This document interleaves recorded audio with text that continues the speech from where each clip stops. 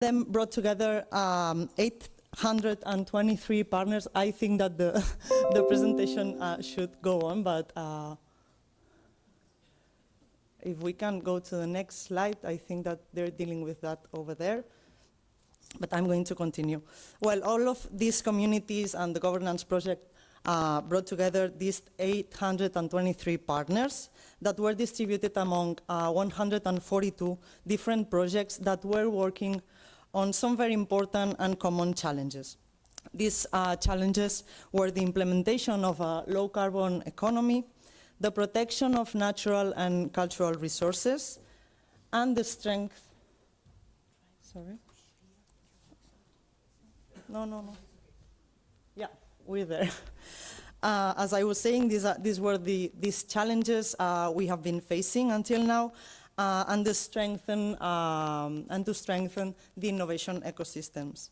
All of these with the common goal to achieve a better governance that could contribute to have a smarter and greener Mediterranean. Since then, many results were achieved, and the community of projects was able to implement solutions, and in many cases to transfer these solutions to further regions, to further takers, actors, and stakeholders. So for this, it is great to have with us today 4 testimonials, which I would like to welcome to come to the stage while I am introducing this part. These are 4 testimonials of some of the transferring actions that will provide us today with real examples that will show us how this work that we have been doing, it's not over, it's not lost, and it's still having a very positive impact in our region. So first of all, thank you very much. Yeah. Just 1 second. First of all, I'm very happy to give the floor to Matilda Nacho from Albania, who is going to share with us the experience of an Albanian local travel entrepreneur that successfully implemented the EcoJourney proposal from the past emblematic project. So, Matilda. Thank you very much. I'm very honored to be here on behalf of the Albanian operator, of course, but also the Albanian partners that contributed or gave their contribution in this project. Certainly, it took me a long time to write shortly, so you will allow me to read through what I prepared for you today. In the meantime, I guess there will be some presentation. Anyway, the emblematic Mediterranean mountains as coastal destinations of excellence engineered a set of essential instruments that contribute towards a more responsible and sustainable tourism development model. Albania, as both a partner and a beneficiary territory, has utilized one of these tools, the Eco Itinerary, as Georgina mentioned. Initially tested in the hinterlands of the coastal area of Chika Mountain in Himara or Vlora region of Albania, the Eco Itinerary was quickly adopted by the neighboring Gjirokastër region, another well-known territory worldwide now, home to several peaks like the Nëmërçika. I think in the Slovenian language that means sleeping lady, but I'm not sure anyway. It's not that sleepy anyway. Well, basically, Gjirokastër is also home to 600 monuments, geolocations, I would call them in our language, historical, both historical and cultural monuments, the World Heritage Site of the Silver City, the so-called Argjirokastron, and of course the traditional isopolyphony singing, traditional singing of course, which is an intangible cultural heritage of humanity as of 2005, and it is still performed today. So anyway, besides these promising aspects for the future, for a promising future of sustainable tourism growth, I would be lying if I said that the peripheral areas have not turned anemic due to the population exodus, like everywhere anyway. We are aware of that. Nonetheless, the territory appears to be rebounding over the last 4 years, and that has been evidenced by a significantly expanded tourism offer and increased international recognition. Of course, we are aware that this reverse effect is undoubtedly a result of many collaborative efforts, not only one, and definitely of individuals like Enea, which I have the pleasure to introduce today. He's the creator of the Experience Gjirokastra, a local tour operator who has made it a life mission since 2018 to provide tourists rare values extending beyond the city borders. And when I say city, I mean the UNESCO city of Gjirokastra.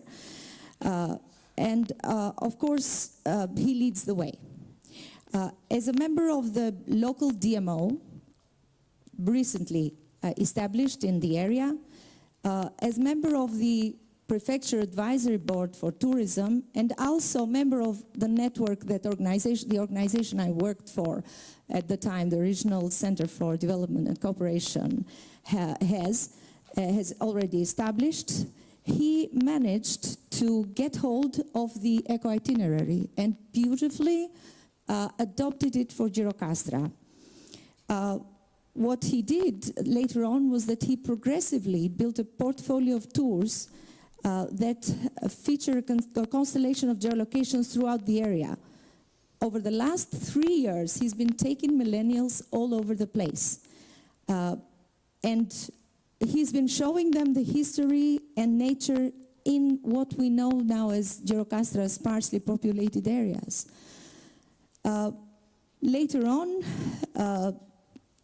Christine, Dini, and Vasil followed. They followed his steps.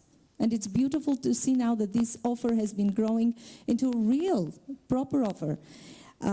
We see that numbers in particular have risen. And I'm not really trying to provide any numbers that come in mind or that we observe. These are official numbers that we have yielded from the officials, from the official representation of the region, such as the prefecture. And I will only say this and finish my testimonial, telling you that over the last 3 years, the arrivals in the territory counted 221,000, and in 2023, 558,000. In a comparison made in terms of the composition of these arrivals, from 2021, the percentage of international arrivals doubled from 2021 to 2022. Well, we haven't yet revealed 2023 numbers, but I will let you know soon. Well, thank you very much, and I think there could be no other example to illustrate better what the eco-itinerary brought to our area. Thank you to the program and to all our partners that supported us in this mission. Thank you. Thank you very much, Matilda. Okay, so now we jump to our second testimonial, giving the floor to Aitor Tendero from Sloppy Tunas CCO from Spain, who is going to explain how they converted a passion for the sea into a sustainable business supported by the previous CREA Innovation Project. Good day to everybody. As I introduced, I am partner at Sloppy Tunas, a circular fashion company created from the commitment to reduce the environmental impact of fast fashion in the textile industry. We produce swimsuits made out of plastic found in the ocean. We buy the plastic to the fisherman communities. We bring to a factory where we cut it in small pieces. We melt it until we get the polyester pellet. And then we stretch to get a yarn. And we estimate that we use more or less between 7 and 10 plastic bottles to do each swimsuit. Our initial funding came from 2 successful Kickstarters, and that's when we crossed paths with the CREA Innovation Project. And I would like to talk about what this project has meant for us. Many times we are so immersed in the creation, growth, hard working in our own project that we don't pause enough to look at it from the outside and see what it conveys to the people who are not familiar with it from within. This is one of the main things that this workshop provided for us. Participating in such a well-structured and segmented workshop alongside other companies in the field and professionals in the industry allow us to gather inputs that we could not identify because of our deep involvement in the project. One of the main observations that stuck with us was about the product communication.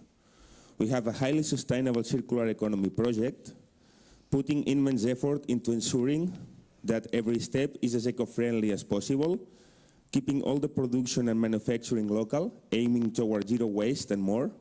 However, people from the outside were not fully perceiving all the sustainable rigor we were implementing. From the workshops, we derived three main defined objectives aimed at improving this aspect of the company. The first one was to create a QR code detailing the traceability from raw material acquisition to the final product, and the idea was to include it in the swimsuit tags or packaging. The second one was to create swimsuit collection points, extend the circular economy to the last step, making swimsuit not only recycled, but also recyclable. That is why, actually, they are created for this purpose from the design. The idea was to add collection points at retail locations and provide online tools for returns, implementing a return policy mechanism, and it means as well re-engagement. And the third one, I like to say that culture eats any strategy, and it means the third one. It's build a community, develop the social aspect of and the educational work around the project, from visiting schools and collaborating with local authorities, to partnerships with entities, associations, and NGOs, such as beach and seabed cleanups. The idea was to raise awareness about our work and gather more audiovisual content to enhance our marketing strategy. We created the World Cleanup Tour, a platform where multiple entities converge, enabling larger scale actions. From these different points, we must say that we have seen a considerable improvement. On one hand, our social media channels have experienced a significant growth due to the increased content. People have gotten to know us much better through our strategy of presenting the project at schools and government offices. And additionally, the QR concept is gaining more traction, especially in Spain since COVID, complementing our work by providing easier access to our customers to better understand the product that they are purchasing. Our conclusion about the workshop is extremely positive, and we are very encouraged to continue growing hand in hand, because development and progress require both the public and the private sectors to work together and maintain a fluid communication. Before ending, I would like to share a quote that encapsulates the company's values, and it's, "Progress, if not sustainable, is enrichment, and planet will not allow it." Thank you very much. Perfect. Perfect quote, yes. Thank you very much, Aitor. And now we are going to see the example of how a Mediterranean municipality managed to use different results of projects for their local strategy plans. So for this, please, Branimir Gregoric, Senior Associate of Brodbeck Municipality in Croatia. I hope I have said it right. Please go ahead. Thank you. Hello everybody. My name is Branimir Gregoric. I'm a representative of the local government, so a government executive. Not really. We are a municipality in Croatia, a rural municipality. That means a smaller community than most of the urban ones. We have 11,000 residents and an area of around 37 square kilometers. In the Interreg Mediterranean projects that we have participated in, we have been very much helped by our regional energetic agency in Croatia, in regional energetic agency of Northwestern Croatia. And they have selected several municipalities from their field, from their part in which they work, to use the tools and to improve the status of those municipalities, mainly in the energy sector. So we have been selected, and we used the toolkit by the Interreg Mediterranean Renewable Energy Project. It was a project that combined 6 of the tools that were developed in previous projects. So we have selected two of these tools, the PRISMI and the Local for Green. And in doing so, we completed several strategic documents that allow us to improve our energy efficiency as a municipality. So it involves not just the municipality as a local government body, but the entire area of the municipality, which means also the citizens and the firms and etc. Local for Green project was for our public finance sector, and the PRISMI one was actually developed for islands, in that it uses inflows and outflows of energy, but we as a rural community were able to use it and to see what kind of energy impact we have with the development, with the renewable energy development. Right now, based on those projects, we have, like I previously mentioned, started implementing several strategic documents. So we've made a strategic document for strategic urban mobility plan, as well as a strategic energy and climate action plan, which is currently it's in implementation right now. And thankfully, thanks to the Interreg Mediterranean project, we were able to gather data and to exploit them in the way that makes us use everything that was usable for us to get not the net zero energy, but the best case scenario for that. So we are reducing our environmental impact, and we are looking to reduce our energy production and expenses by the year 2030 and 2050. So that would be all. Thank you. Thank you very much.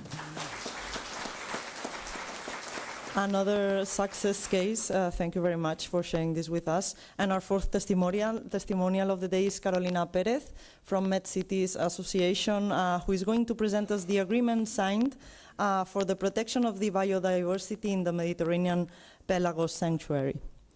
Thank you, Carolina. Thank you. Yes, I have the responsibility of being the voice of Constanza Favilli, who unfortunately could not join us today. She is the Executive Secretary of the Pelagos Agreement, and she asked me to represent her. So the message I pass comes directly from her.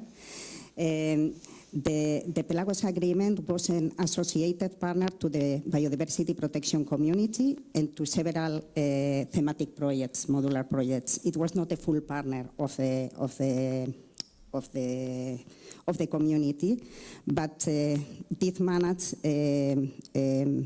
There was a momentum and an opportunity to ensure a collaboration between the MBPC, the Biodiversity Protection Community, and 5 of the modular projects to support the Pelagos Agreement and in the uptake of monitoring and management tools and capacity building for the implementation of the Pelagos Management Plan. The Pelagos Sanctuary was established to improve the conservation of marine mammals. It's a very large area of 87,000 square kilometers and more than 2,000 kilometers of coastlines belonging to 3 countries. This is a real challenge of this agreement: France, Italy, and Monaco. It includes more than 100 marine and coastal protected areas, and is the only international SPAM in the Mediterranean. The SPAM is a designation by the UNEP map system for special areas deserving special protection. The first activity, the first materialization of this cooperation was in November 2021, when we signed a memorandum of understanding between the Mediterranean Biodiversity Protection Community, the Interreg Med Joint Secretariat, and the Pelagos Agreements. It was under the auspices of the MPO Forum, actually in Monaco. And at that moment, we agree on cooperating in the protection of this area during the last year of implementation of all these projects, the horizontal project and the thematic projects. The next step in December 2021 was a new MOU, this time with the partners of the biodiversity protection community and 5 modular projects that agreed in this memorandum of understanding to implement actions in that territory on benefit of the Pelagos Agreement. So as the results from the biodiversity protection community, partners from the project participated in the Pelagos working groups, in the organization of awareness raising workshops, in the support of the development of a spatial database through the Biodiversity Protection Knowledge Platform, between whales and ships in the sanctuary, and the development of guidelines for the sustainability of cruising and recreational boating in the Mediterranean region, with a focus also in this territory. Another project, going now to the modular projects, MPA networks, supported the agreement through capacity building on cetacean monitoring and the networking with the MPAs in the Pelagos area. That, as I said, there are over 100 MPAs in this territory. The project Amarie Plus facilitated transfer of expertise, tools and knowledge through the Amarie Geoportal and training on the use on the Geoportal. FIS Employee 2 Plus facilitated training on co-management of small-scale fisheries and monitoring, and provided coaching to support local governance clusters, measures, and fishing activities, fishing practice. Plastic Busters MPAs transfer best practices to mitigate the impact of marine litter and also engage it in capacity building activities. And finally, Faros 4 MPA transfer its guidelines for maritime transport in marine protected areas. So summing up, the cooperation between on-field projects, not only the governance project, and the Pelagos Sanctuary yield concrete results in support of the implementation of the Pelagos Management Plan, especially in terms of increasing the knowledge available to support evidence-based decision-making, strengthening the knowledge and capacities of Pelagos staff, local authorities, and local communities, as well as communication and networking among stakeholders. Perfect. Thank you, Carolina. Thank you very much, and thank you, the 4 of you. I'm going to take this micro back, and you can go now to your seats. Thanks. Thank you for sharing with us your experiences and showing us how this work that we have been doing and that the program has been doing, and all these resources have a real impact, a real and positive impact in our region. And now, before finalizing with this session, I would like to welcome to the stage to the 8 representative of the new governance projects of the Interreg Euromed program. So please, Natalia Tsami and Maria Garcias from Mission Innovative Sustainable Economy, Caterina Pratico and Carla Daneluti from Mission Natural Heritage, Danilo Che and Claudia Ribeiro from Mission Green Living Areas, and Josep Rodriguez and Julia Saiz Pardo from Mission Sustainable Tourism. Welcome. So this is for you. Well, while you finish taking your seats, we have just heard about all of these interesting experiences, but we are now in a new programming period, and there is still much to do, and that's why we are here today, because we still have this opportunity to keep contributing to this smarter and greener Mediterranean during this period, right, Natalia? Yes, absolutely, and this is why we are here. 4 complementary missions with 2 governance projects in each of them. We are here to keep supporting the Euromed projects in providing concrete solutions and to facilitate the process for bringing the needed change to address global challenges. In Mission Innovative Sustainable Economy, we focus on aligning the dots to move from a linear to a circular economy, allowing innovative sustainable practices to be the new norm. We cover different areas. We have a diversity of topics like terrestrial and aquatic food systems, blue renewables, biotechnologies, and electronics, among others. And we aspire to connect green and blue technologies, green and blue economies, and create innovative ecosystems to enable the conditions for a smarter territorial development for a more sustainable and resilient future. And talking about building resilience, Mission Natural Heritage is also here to play a key role, right? Yes, it is. And Mission Natural Heritage is focusing on the protection, restoration and valorization of the natural environment. The mission strongly contributes to the main objective of the program, supporting a more climate neutral and resilient society by bringing nature back to our life. This vision is to protect and restore degraded ecosystems while preserving the biodiversity living in these habitats. At the same time, the mission addresses the impact of climate change on the natural environment and the living spaces, focusing also on the interfaces between the natural environment and the living spaces that can prosper in harmony with nature. And this is connected to the mission Green Living Areas, isn't it, Danilo? Risia, Katarina. Indeed, absolutely. The mission Green Living Areas aims to improve the lives of Mediterranean citizens by promoting the development of sustainable and climate resilience territories through this integrated vision of the territorial and, yes, we can say a holistic approach. The mission will bring local communities to life with green development, reducing negative climate impacts on the region ecosystem, and supporting the implementation of local green and fair transition. And last but not least, we have also mission sustainable tourism. Yes, Danilo. Yes, tourism will be considered as a transversal priority within this period. So we are going to deal with projects in four thematic, the specific objectives of the program. So we will have projects on innovation and technologies, on projects on circular economy, on climate change, and on nature and biodiversity protection.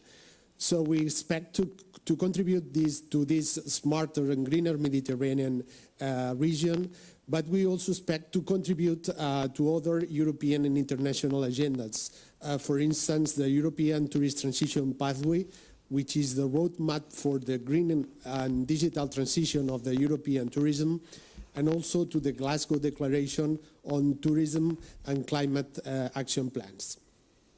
Okay, so now I just jump in quickly, because as we can see, these four missions of the program are contributing from different topics, but in a very complementary way to move in the direction, this thing that I'm repeating all the time, but moving in the direction of this smarter and greener Mediterranean. But now that this thematic scope is clear, what about the plans of the governance projects? What can you tell us about how can we organize this work to ensure that we reach these goals and make the most of our resources and all the networks that we actually have? Thank you, Georgina. So the first thing is that we want to make sure that thematic projects do not work in isolation. So as governance projects, what we will try to do is to support the work of thematic projects at all stages and welcome them in an open environment that favors circulation of knowledge and the connection among people to learn and generate better results.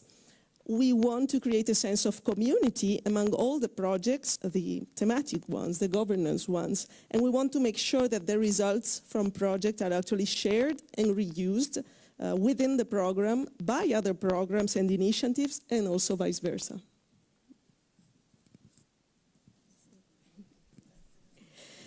Indeed, I think all of us agree here that being part of a community instead of working in isolation ensures that the project results are better delivered and developed. But we are even more ambitious than that, right? We want to achieve a twofold objective. On the one hand, we want to ensure that the project results benefit not only the project partnership that have developed the results, but that they are effectively transferred to other beneficiaries, other territories part of the program, or even beyond the program. I think we all know from past experiences that replication transfer is a challenge itself. So we want to be part of facilitators of this process. And we want to do this working with the two sides of the coin. So with the project that are developing the solutions and the results, but also with the potential external beneficiaries. And on the other hand, the second objective that we share is that we would like to facilitate the uptake of results into public policies and the practices of Mediterranean actors. So this means that we want to make sure that the experiments that we come up at the project level then have an impact or fit structural policies and territorial investments, because it is our understanding that Interreg projects that bring together many different stakeholders with different backgrounds, expertise and knowledge have an added value to bring in policy making and investment pipelines. So we are here to facilitate also this process and to make sure that the project results can bring something to the transition from the current unsustainable business as usual model to new patterns that we still need to discover. So for all of this to happen, we obviously need to be properly coordinated. So when we're talking about governance, there is a strong need for strong relationships, solid commitments, and a continuous dialogue between all stakeholders is also a must. So we will make sure to elevate a unified voice for the Mediterranean by increasing the coordination between relevant actors in the region. And we will do so by inspiring experiences and results for a greener, smarter, and more resilient Mediterranean. We will also engage stakeholders and act as a bridge between them and relevant existing programs, initiatives, and strategies that are working towards the same goal. And last but not least, we will foster long-term synergies with stakeholders at local, regional, national, and international levels to align action and support one another in achieving our common objectives. So to make this happen, institutional dialogue projects have actually already started to come together. A good example is a workshop that we've held this morning, and perhaps you'll listen to some conclusions later on, which represented our first concrete step in combining our efforts to coordinate and to establish open collaboration pathways with key Euro-Mediterranean stakeholders. Our goal will be to continuously align our efforts and increase joint opportunities to make a difference, so we may all walk together to the path to a smarter and greener Mediterranean for a climate neutral and resilient society. Thank you. Listening to all of you, we would like to say that setting goals is the first step in turning things into the visible. For the institutional dialogue projects, coming together is a beginning and keeping together is a progress. So we are now in the momentum to create the conditions for an effective and real conversation with the Med stakeholders, as the meeting that we had this morning, together the 4 IDPs, to walk towards the most broad sense, to know firsthand which are the needs and expectations of the stakeholder, to explore ways for collaboration, for close cooperation, and to promote a living mobilization. Let's not forget that, moreover, the Interreg Euromed governance approach has been labeled by the 42 member states of the Union for the Mediterranean in 2021. This link brings incredible opportunities of collaboration and expansion of the program's current scope of action to other countries outside its area. The associated partners of the 4 missions have also started to play a key role within the program, as they will bring valuable capacity, expertise, and vision of the future, and acting as observers, supporters, or financial beneficiaries. That is why our plan is to create strong bonds with them from the beginning of our inspiring 7 years journey that is starting now. We are at the beginning. Thank you. Well, so this is a very powerful message. We have 4 operational missions and 2 governance projects under each mission, a thematic community project that will have a more technical role, directly working and supporting the thematic projects of each mission, and then an institutional dialogue project with an institutional role that will support this cooperation, create networks and capitalize all our work in the Mediterranean and beyond. Now let's just work all together for these 6 years that are still to come. Thank you very much.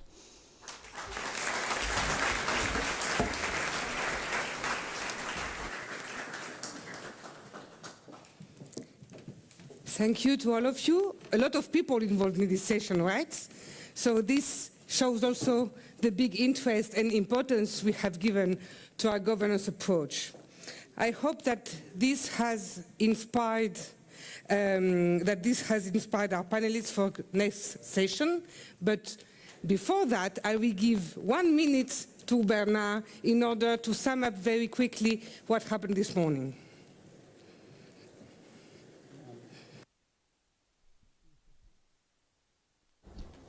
Thank you, Sophie. Yes, in fact, as it was mentioned, the 4 policy-oriented governance project met this morning, organized first working session with some key Euro-Mediterranean stakeholders. And in fact, this initiative was well received because there is a need, as you can imagine, for synergies and also for policy facilitating, policy making. And there is also an opportunity of revising some Euro-Mediterranean strategies in which we could work. And also there is a willingness to accompany this dialogue and this collaboration. So this session will be, it's a first session. There will be a second one and third one. So it's open to new stakeholders, new panelists, of course. But tomorrow we will enter into more details during our workshop in the morning, and we will give you some concrete results of this first exchange. Thank you very much. Thank you, Bernard. So now we will have 2 roundtables in order to discuss about synergies with initiatives, strategies, international organizations, and other programs. And we will start with Ilse Cyganska from Interact. She will moderate the first roundtable and invite our guest speakers to discuss on how to cooperate together outside of the Interreg world. Thank you. Thank you, Sophie. I will start with this microphone first. Thanks, Sophie, for the introduction. And great to see all of you here to see the interest. And thank you for the governance projects, not only putting the face to the concept, but also to showing what's on the menu. However, we have 2 sides of the story. From one side, we heard what are the plans of the governance project for the upcoming years. But from the other side, we have the recipients. We have important stakeholders in the region that are natural partners for you.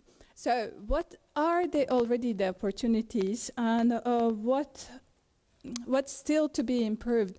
This is exactly the question of the first roundtable discussion.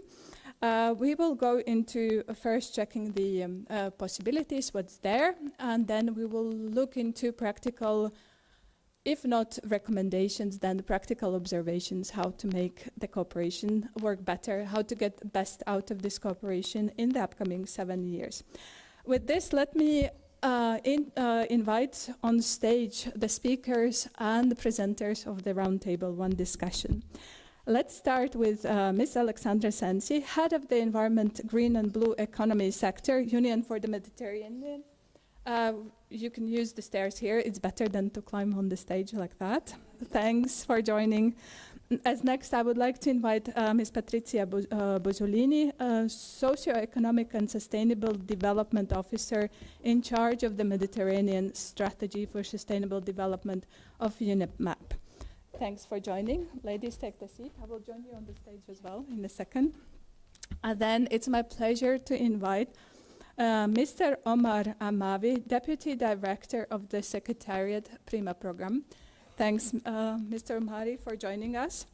And you are brave. Stay safe. And I saw somewhere our colleague, Ms. Cinzia Della Giacomo, Project Manager at the Association of European Border Regions. She will be representing the association on behalf of the Secretary General who couldn't come. Thanks for joining. I think here we don't have our last speaker because of other commitments. I think Janes Bardaus is not able to join us today. I don't see him here. So we will be in this composition then. Thanks. Well, before I join, well, we can also work like that. We already heard from the governance projects a reference to the Union for Mediterranean as important partner in the region that not only shapes the governance discussions or the landscape of Mediterranean regions, but it's also an important partner for the governance project work through the capitalization, through connecting to policy discussions. Also linking to effective communication and coordination among Mediterranean actors. We also heard that the governance approach as such got this very important recognition from the members of Mediterranean Union for Mediterranean through the labeling process, which is an important tool. So we will hear from that. And let me bring already immediately Ms. Santi here in the discussion. Considering this role of the Union for Mediterranean in involvement, enhancing cooperation, networking, linking to the discussion in Mediterranean area, could you share with us the existing and potential opportunities for better synergies and impact among Mediterranean actors? How can we link, how can we go beyond the Euromed area in that process? How can also the governance projects practically benefit from this cooperation? The floor is yours.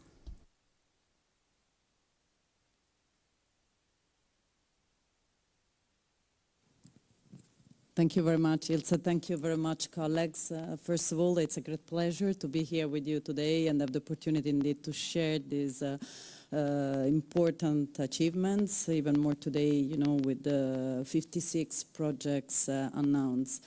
I'd like actually to recall that the UFM is indeed the intergovernmental organization bringing together by now the 43 Euro-Mediterranean countries. We have also North Macedonia that exceeded last year. So actually the community is growing, and is made indeed of the Euro-Mediterranean countries that are working by consensus on themes, on topics of common interest. Of course, the missions as such, they do cover all these topics, and already some years ago we have been starting this dialogue with the GS in order indeed to see and operationalize more this partnership. So by now, I can say that the UFM, through its processes, is indeed, as you said, shaping policy and action among the Euro-Mediterranean countries, but it's obvious that we cannot work it out on our own. So it's embedded in the UFM mechanism, the participatory multi-stakeholder approach that we do apply systematically to our institutional and non-institutional mechanism. Indeed, this is to say that all the different actors do participate already to our processes according to their mandate, resources, capacity, and we have, of course, outstanding example of collaboration around the green and blue economy that by now have become, let's say, pillars of our cooperation over time. So you mentioned the UFM labeling, which is just in a certain way, you know, the celebration of this partnership, but there is much more that we have done since then. Indeed, with the Joint Secretariat, we have already been building the process through a series of dedicated webinars, where indeed the Southern Med countries in particular have been tackled and have been given the opportunity to become associates to the project. So this is opening immense opportunities. We're just talking actually with some of the current associates that are little by little understanding, let's say, the spectrum of opportunities, activities that can be envisaged. And indeed, we are in this way bringing together this process projects approach. As I said, I mean, we are in a certain way finally a small secretariat, and we built this partnership because there are indeed financial, technical, and political elements that each of us can bring together. We have by now ministerial decision, as I said, by consensus of the 43 Euro-Mediterranean countries, very operational ministerial declaration that one on sustainable blue economy, where the renewed political interest has been stated clearly in 2021, as well as the one on environment and climate change. We need to divide operationally some things, indeed, to make them operational. But in a certain way, we also advance towards the preparation of roadmaps. So these roadmaps are very important tools to which the projects themselves can directly contribute. We have been setting in place also a system of monitoring, reporting and evaluation. We have even a first actually monitoring report that has been published, linking not only with all the projects that are at regional level contributing, or which the governance as labeled one are part of, but that show indeed the convergence around these topics. For us, it's very important, the element of amplification, the report itself, which then I invite you also to have a look at. Indeed underlines that up to now we have been having a lot of piloting. It's very important, the capitalization that has been launched, the amplification, so the creation of the critical mass that can make these changes.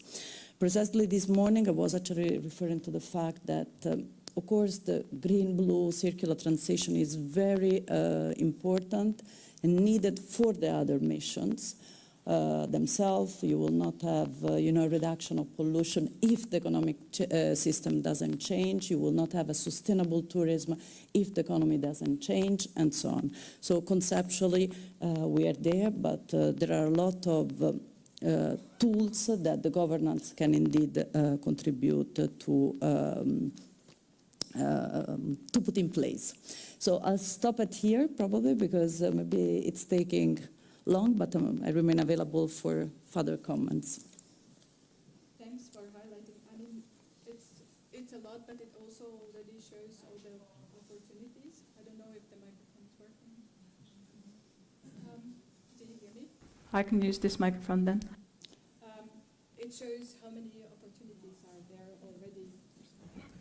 None of the microphones work. No, this one works. So, yes, thanks for, yes.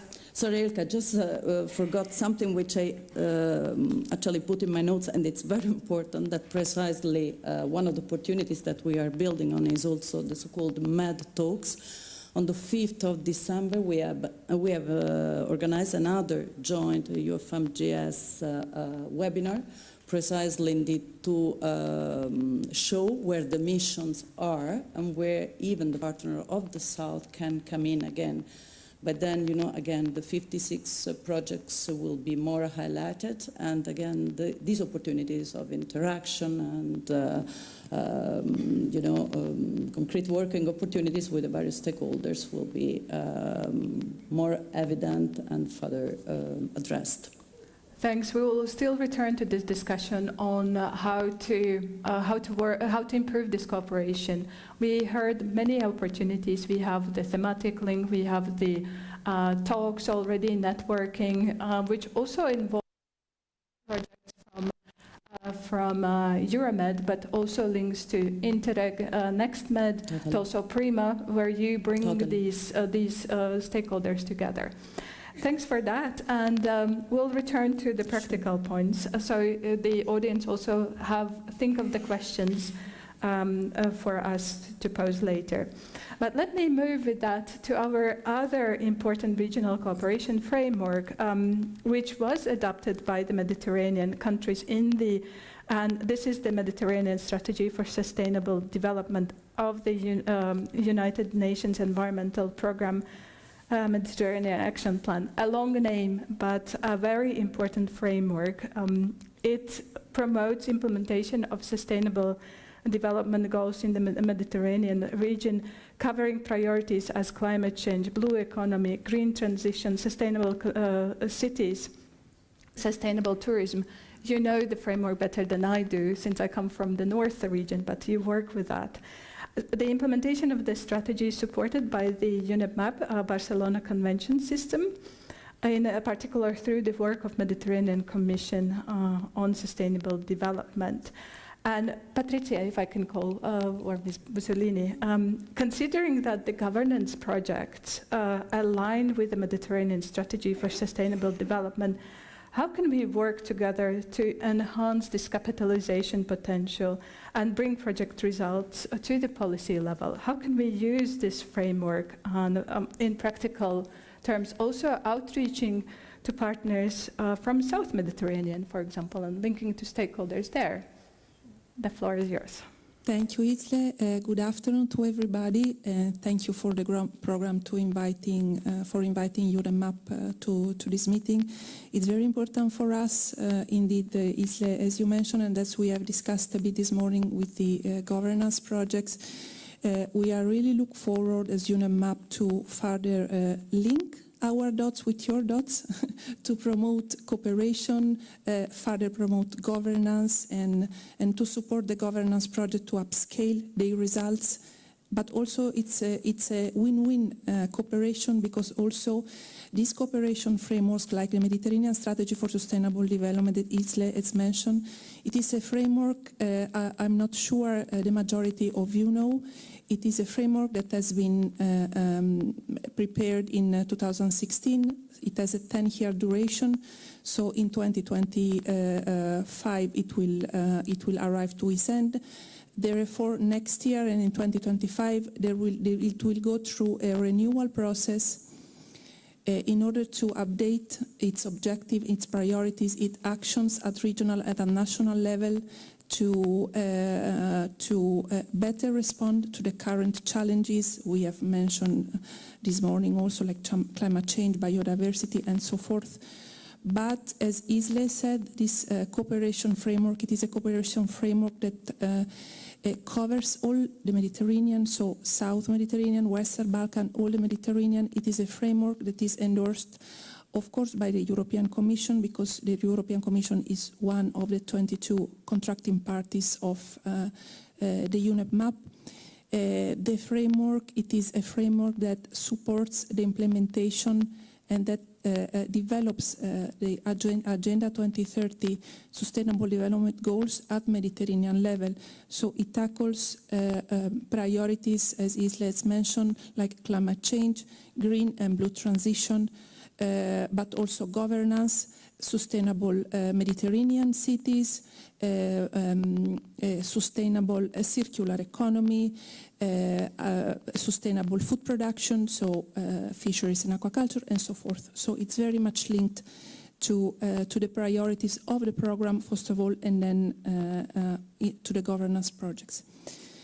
So this, I'm giving you this framework in order, because I would like to make the link with what Tarja Richard mentioned earlier, which I think she really summarized very quickly and very clearly and simply what it is where we can find a cooperation. There are some key cooperation frameworks in the Mediterranean at regional or sub-regional level, and then there are key financial programs like Interreg Euromed, like Interreg Next Med, like the Adrian and other ones. And this is where the integration can be found, and these governance projects, they really, in our understanding, they are really the enablers, the pillars to promote this integration, because they support, because of the nature, the thematic they tackles, and the involvement of a multi-level stakeholder, they support by nature the implementation of these frameworks, of these development frameworks.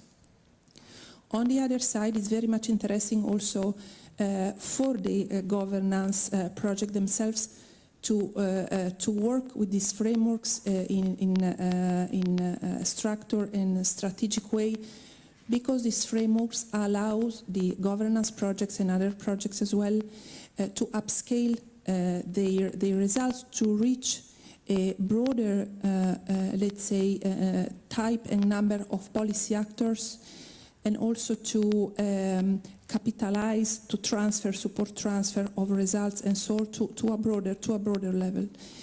And to be very concrete, for example, the Mediterranean Strategy for Sustainable Development, there are two concrete activities that I would like to bring on the table for your attention.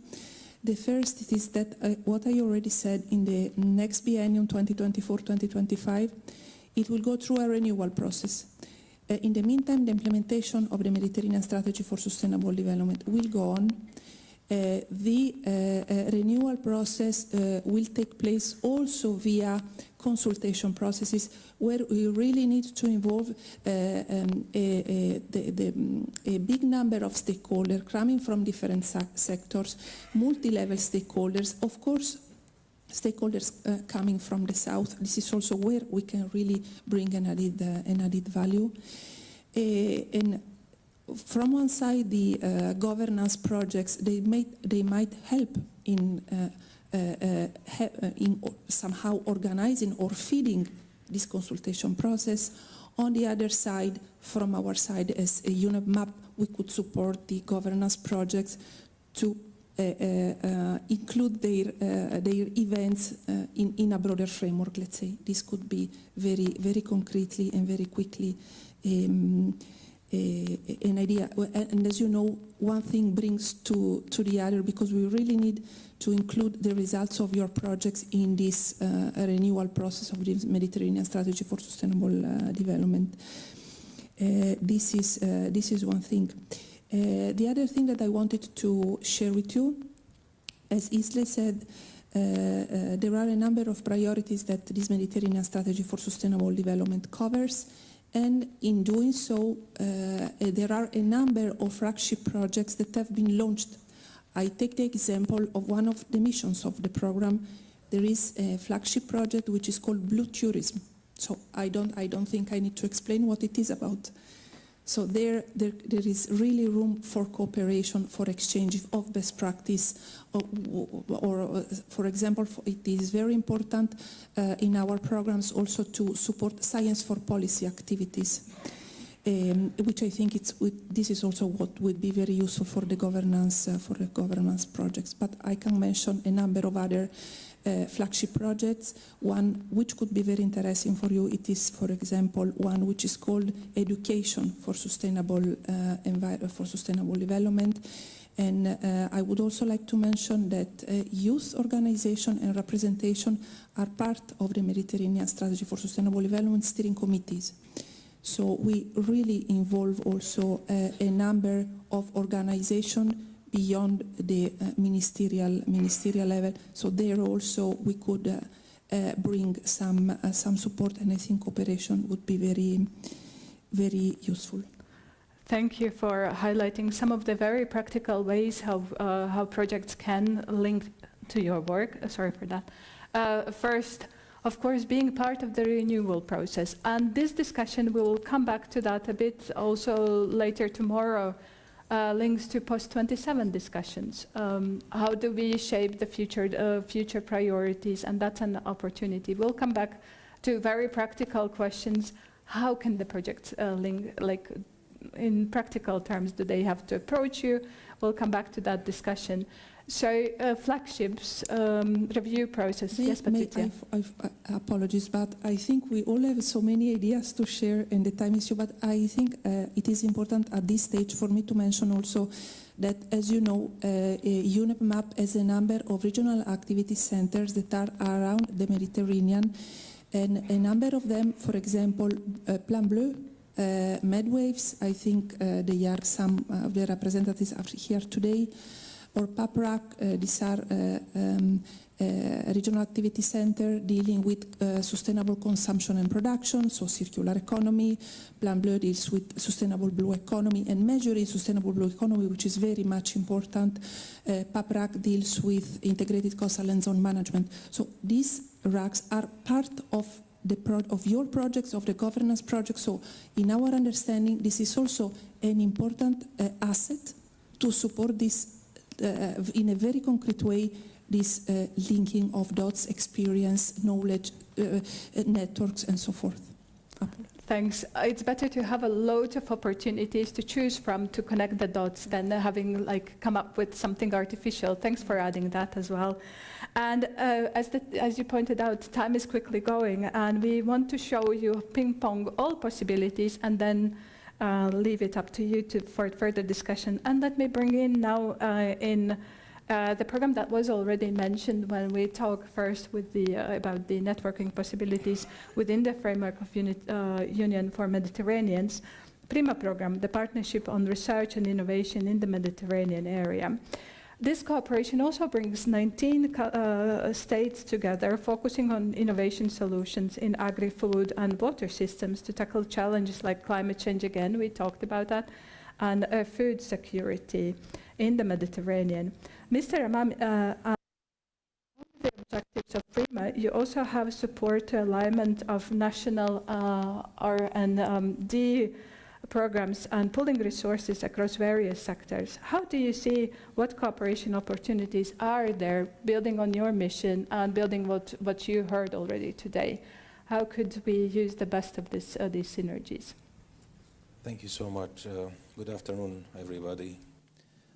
Again, so glad to be here. First time here in Ljubljana, and first time attending this kind of meeting where it's mainly directed towards the north of the Mediterranean. And it's good that you are initiating, or at least starting to think going in the other side of the Mediterranean. Since we are talking about Mediterranean, I mean, Mediterranean is an entire ecosystem, so we cannot take it partially.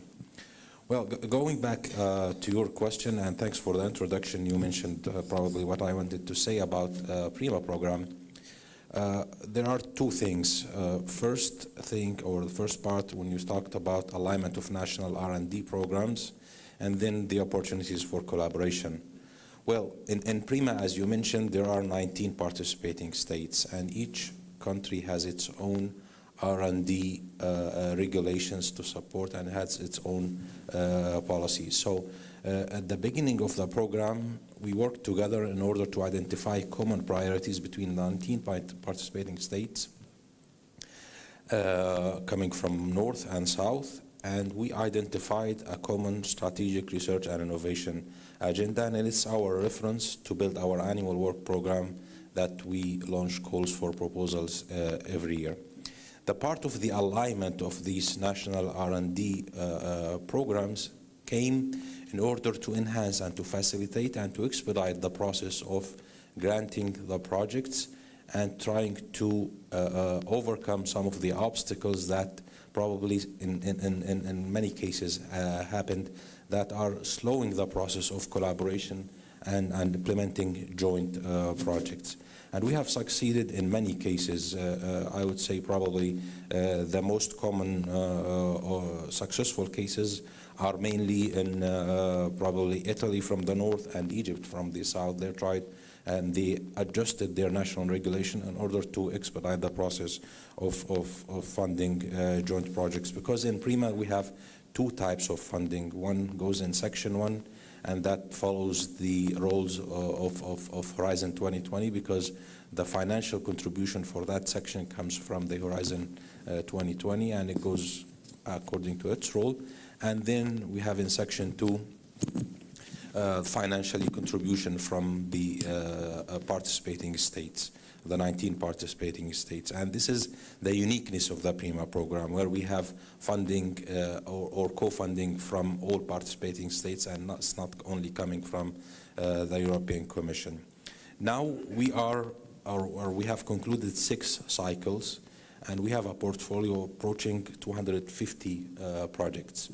The program also, the initial stage will end in 2024, but there is an extension for another 3 years so that we can align with the framework programs and initiate another cycle or another phase of the program as of 2027. So when I said end, it's not the end, actually it's end of one phase, so we can fit better into the framework programs of the European Union. So at this stage, what we can offer, or what I may think of collaboration, is that we show what we have achieved so far. And I think 250 projects is a very good number for exploring in the thematic areas that you have mentioned, mainly in water management, food systems and agro-food value chain, and the Wi-Fi nexus as well, water, energy, food ecosystems nexus. The type of research that PRIMA is funding is multi-sectorial, multi-stakeholder, with the idea of, in many cases, of having like demo sites and living labs where many stakeholders are involved even during the implementation of the project. So this is another window for collaboration during the implementation of the projects. When I think collaboration, usually before collaboration, I go back to coordination, and before coordination, I go back to communication.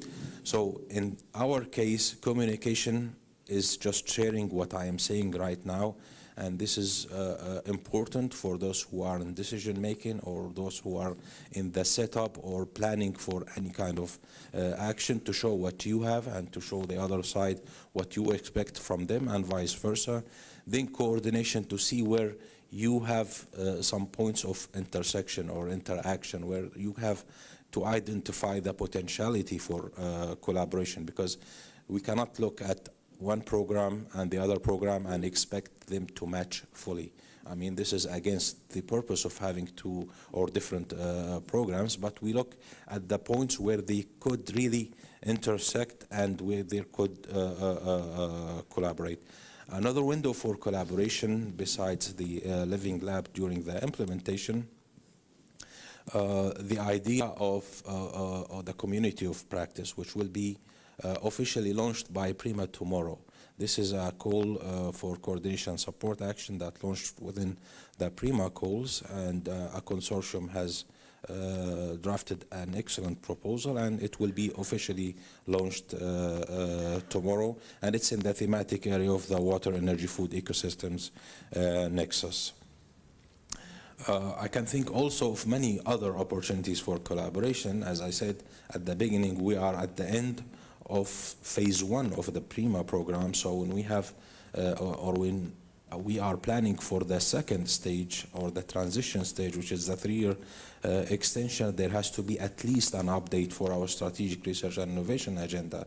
So this is another window for collaboration, because we will be developing our reference, as I said, our main document that we will be building our annual work programs based on. So this is a good opportunity for or a good window for collaboration, and again there will be another cycle for the other phase of the program. One last probably potential opportunity for collaboration, which is the scientific advisory committee. Within our governments, there is a scientific advisory committee that has a mandate of 3 years, and again this mandate of the current scientific advisory committee will end very soon, and we will open a call for experts from the Mediterranean, and usually it goes even beyond the Mediterranean, but for specificity and for experiences and expertise, the Mediterranean experts are usually the majority in our scientific advisory committee, where they could probably and definitely, of course, contribute with their input towards the main topics of top priorities to be included in the annual work programs in PRIMA. One last comment here, and I apologize if I'm taking too long. The type of scientific research that PRIMA is funding is mostly, is partially actually research and innovation actions, and the majority is innovation action. And the difference is in the technology readiness level, where we're talking about 5 to 7 probably for the TRL, technology for research and innovation actions, and going up to 8 for the innovation actions, which is closer to the market type of research. So we are not funding basic research. And I think, again, this is of high interest for governance projects, because it's part of their expectation to go into practice and implementation of some policies and some strategies in order to reflect on the well-being, as has been said this morning, the well-being of communities in the Mediterranean, and not only people, but the three dimensions of the sustainability, the economic, the social, and the environment. And I stop here. Thank you. Thanks for showing the wealth of possibilities to connect. Let me pick one element. I think this notion of complementarities. Prima has, as you mentioned, you have now finalized a certain set of projects. The results are there. Euromed also is starting not from the scratch. There is a wealth of good practices that come from the previous. So for the governance projects, to think of complementarities, because of the questions that are addressed by the governance projects are not something that can be addressed through linear approach. You cannot address it through one or a set of projects. Even 50 projects would not address climate change to the notion we need. So building complementarities and looking at what has been already achieved, but then complementing to the discussions. Thanks for bringing that element, and which also brings us to our next speaker.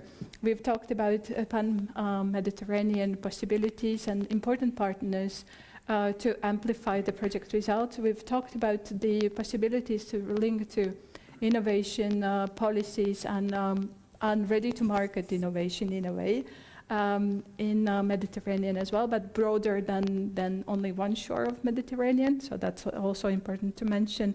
But it's also important for Interreg projects and transnational scale to connect to cross-border initiatives. And that's where I'm bringing you, Cinzia, in. As Association of European Border Regions, you work with subnational authorities. You're not yet a recognized partner in Euromed governance projects, but there is a huge potential. So we start with the same question. What would be the main opportunities you would highlight from your possibility, from your perspective? Thank you, Ilse. Perfect, thanks.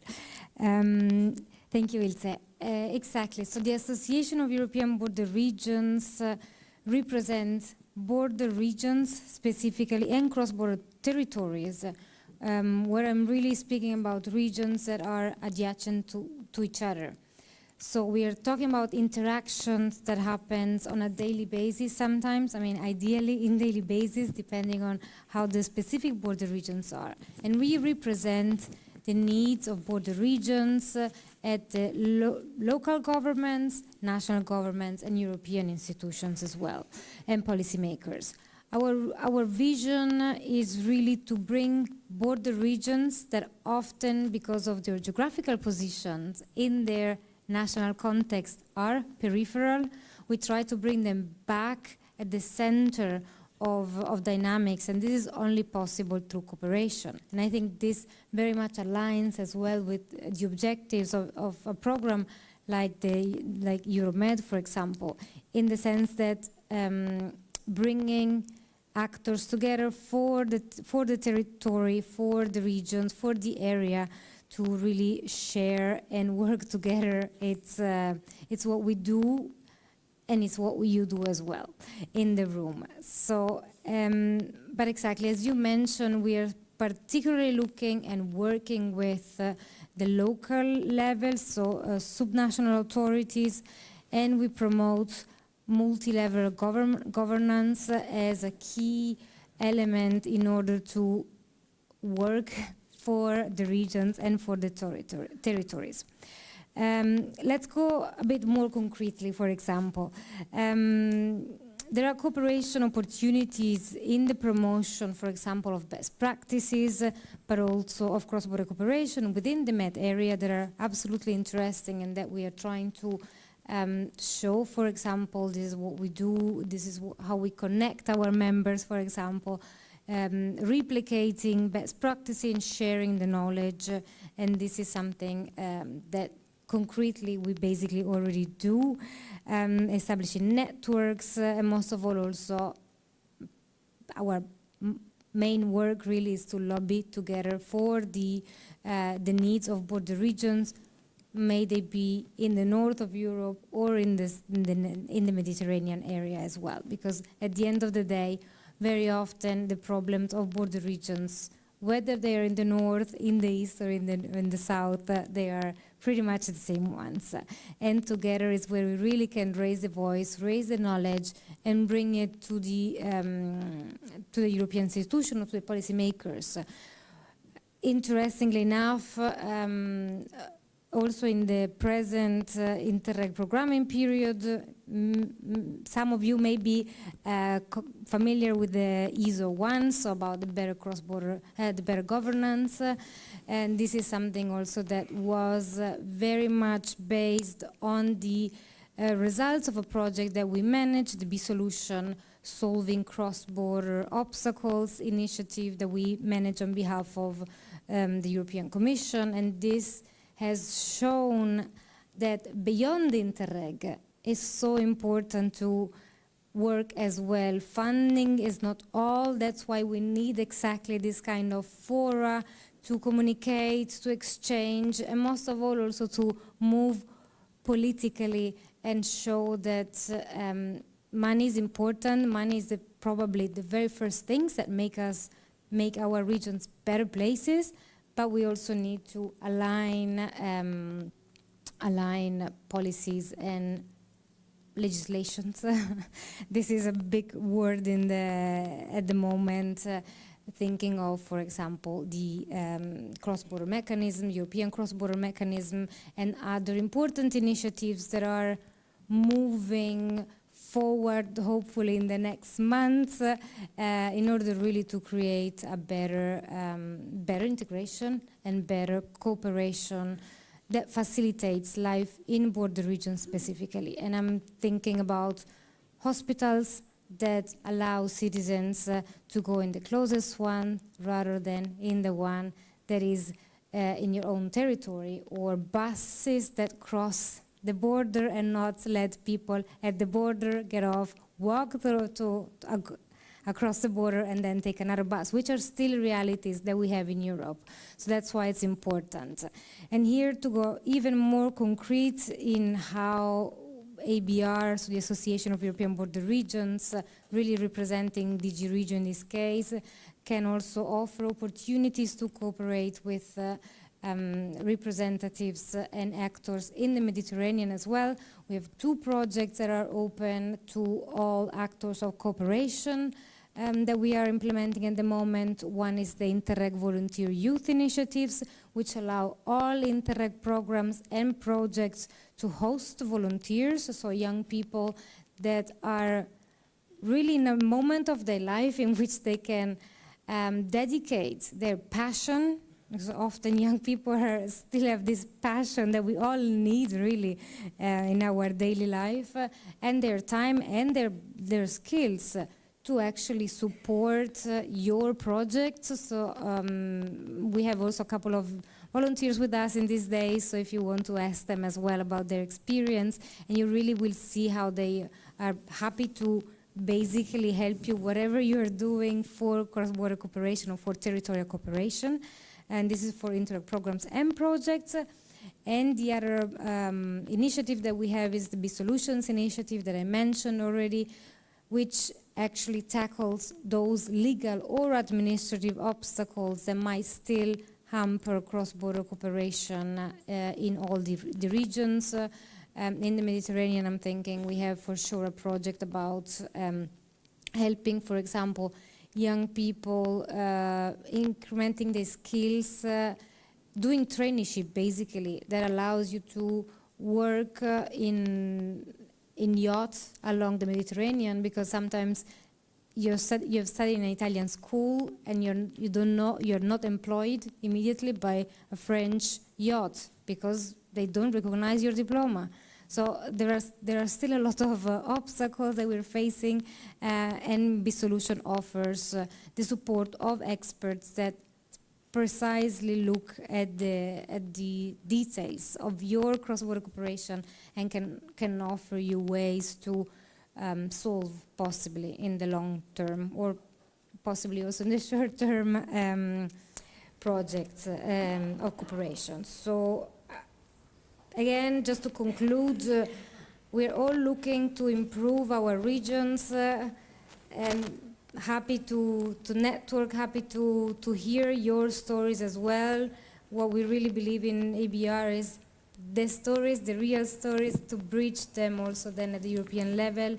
So I think only with your realities we can actually improve the governance and the policy making level. So that's why we're very happy to be here and talk to each other. Thanks for highlighting that. So communication, networking, but especially important element you mentioned is lobbying.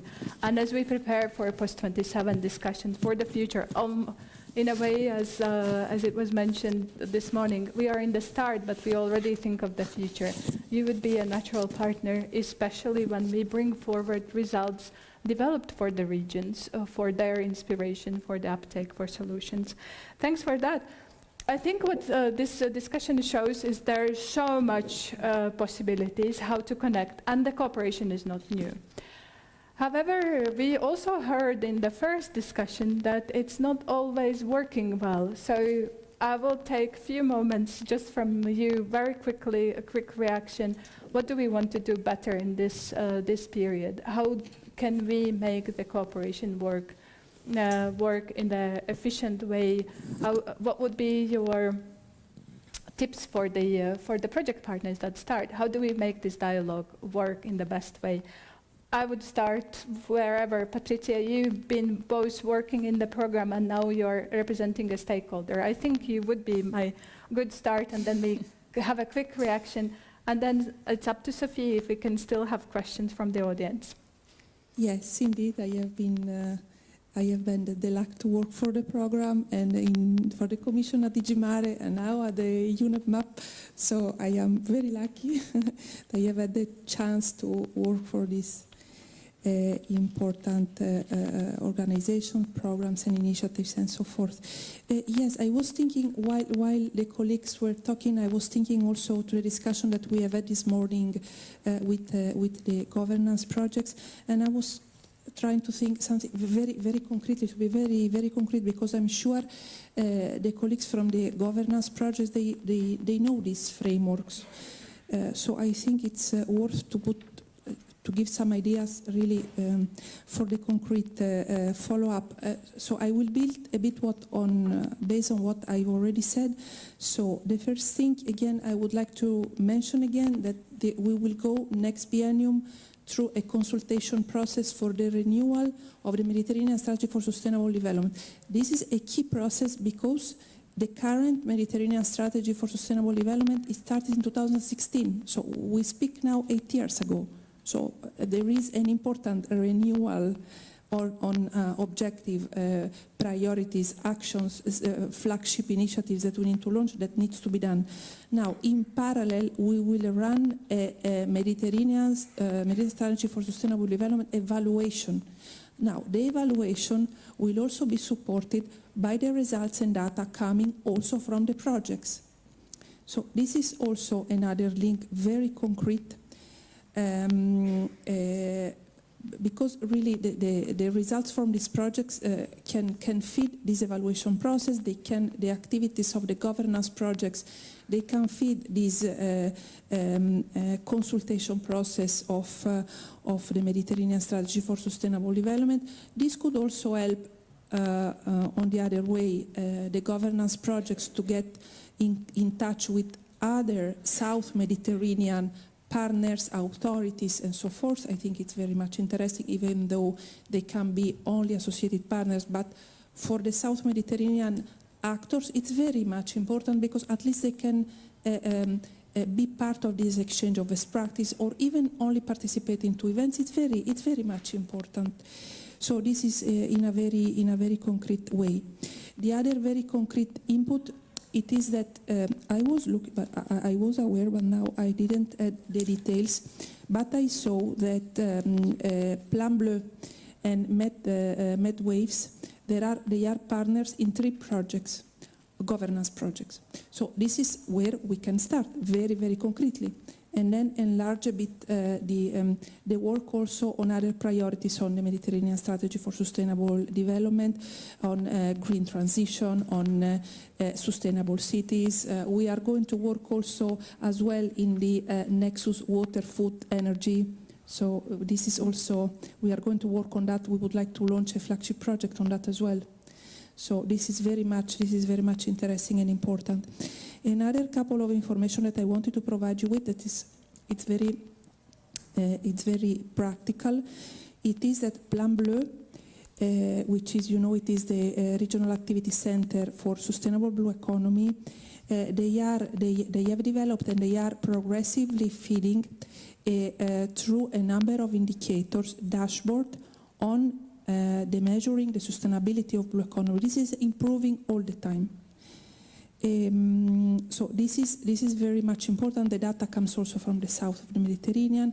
So this is, I know that Plan Bleu was a partner also in a number of projects in the previous programming period. So these are also, they can also provide data that are very useful. And also the Plan Bleu, they have developed an initiative which is called MED50, which based also on this data, they have prepared a number of foresight scenario, that for the governance projects, because you need to work for the next 6 years, and because we need to tackle the challenges, we need, as we said this morning, we need to act, but we also need to have a vision. So having this vision really help while working. We need also to keep having the vision and having the different scenario that we can find in front of us. So this is also something else that we could support with. And the last information that I would like to share, it is that now in a couple of weeks we will have the UNEP Barcelona Convention COP23, which will take place in Slovenia, in Portorož. It is the key meeting of the UNEP system. It takes place each 2 years, so all the contracting parties from the 21 countries around the Mediterranean, plus the European Commission, will be there. And one of the key deliverables that will be presented, it is a 2023 Quality Status Report of the Mediterranean, which is a report which presents the result of 6 years monitoring of coastal and sea environmental situation, and it ends with a number of recommendations, key findings, and policy recommendations. So I think also these key findings, a policy recommendation, could be used, picked up, let's say, by the governance projects in order to see how this recommendation can be further implemented in their projects, and vice versa.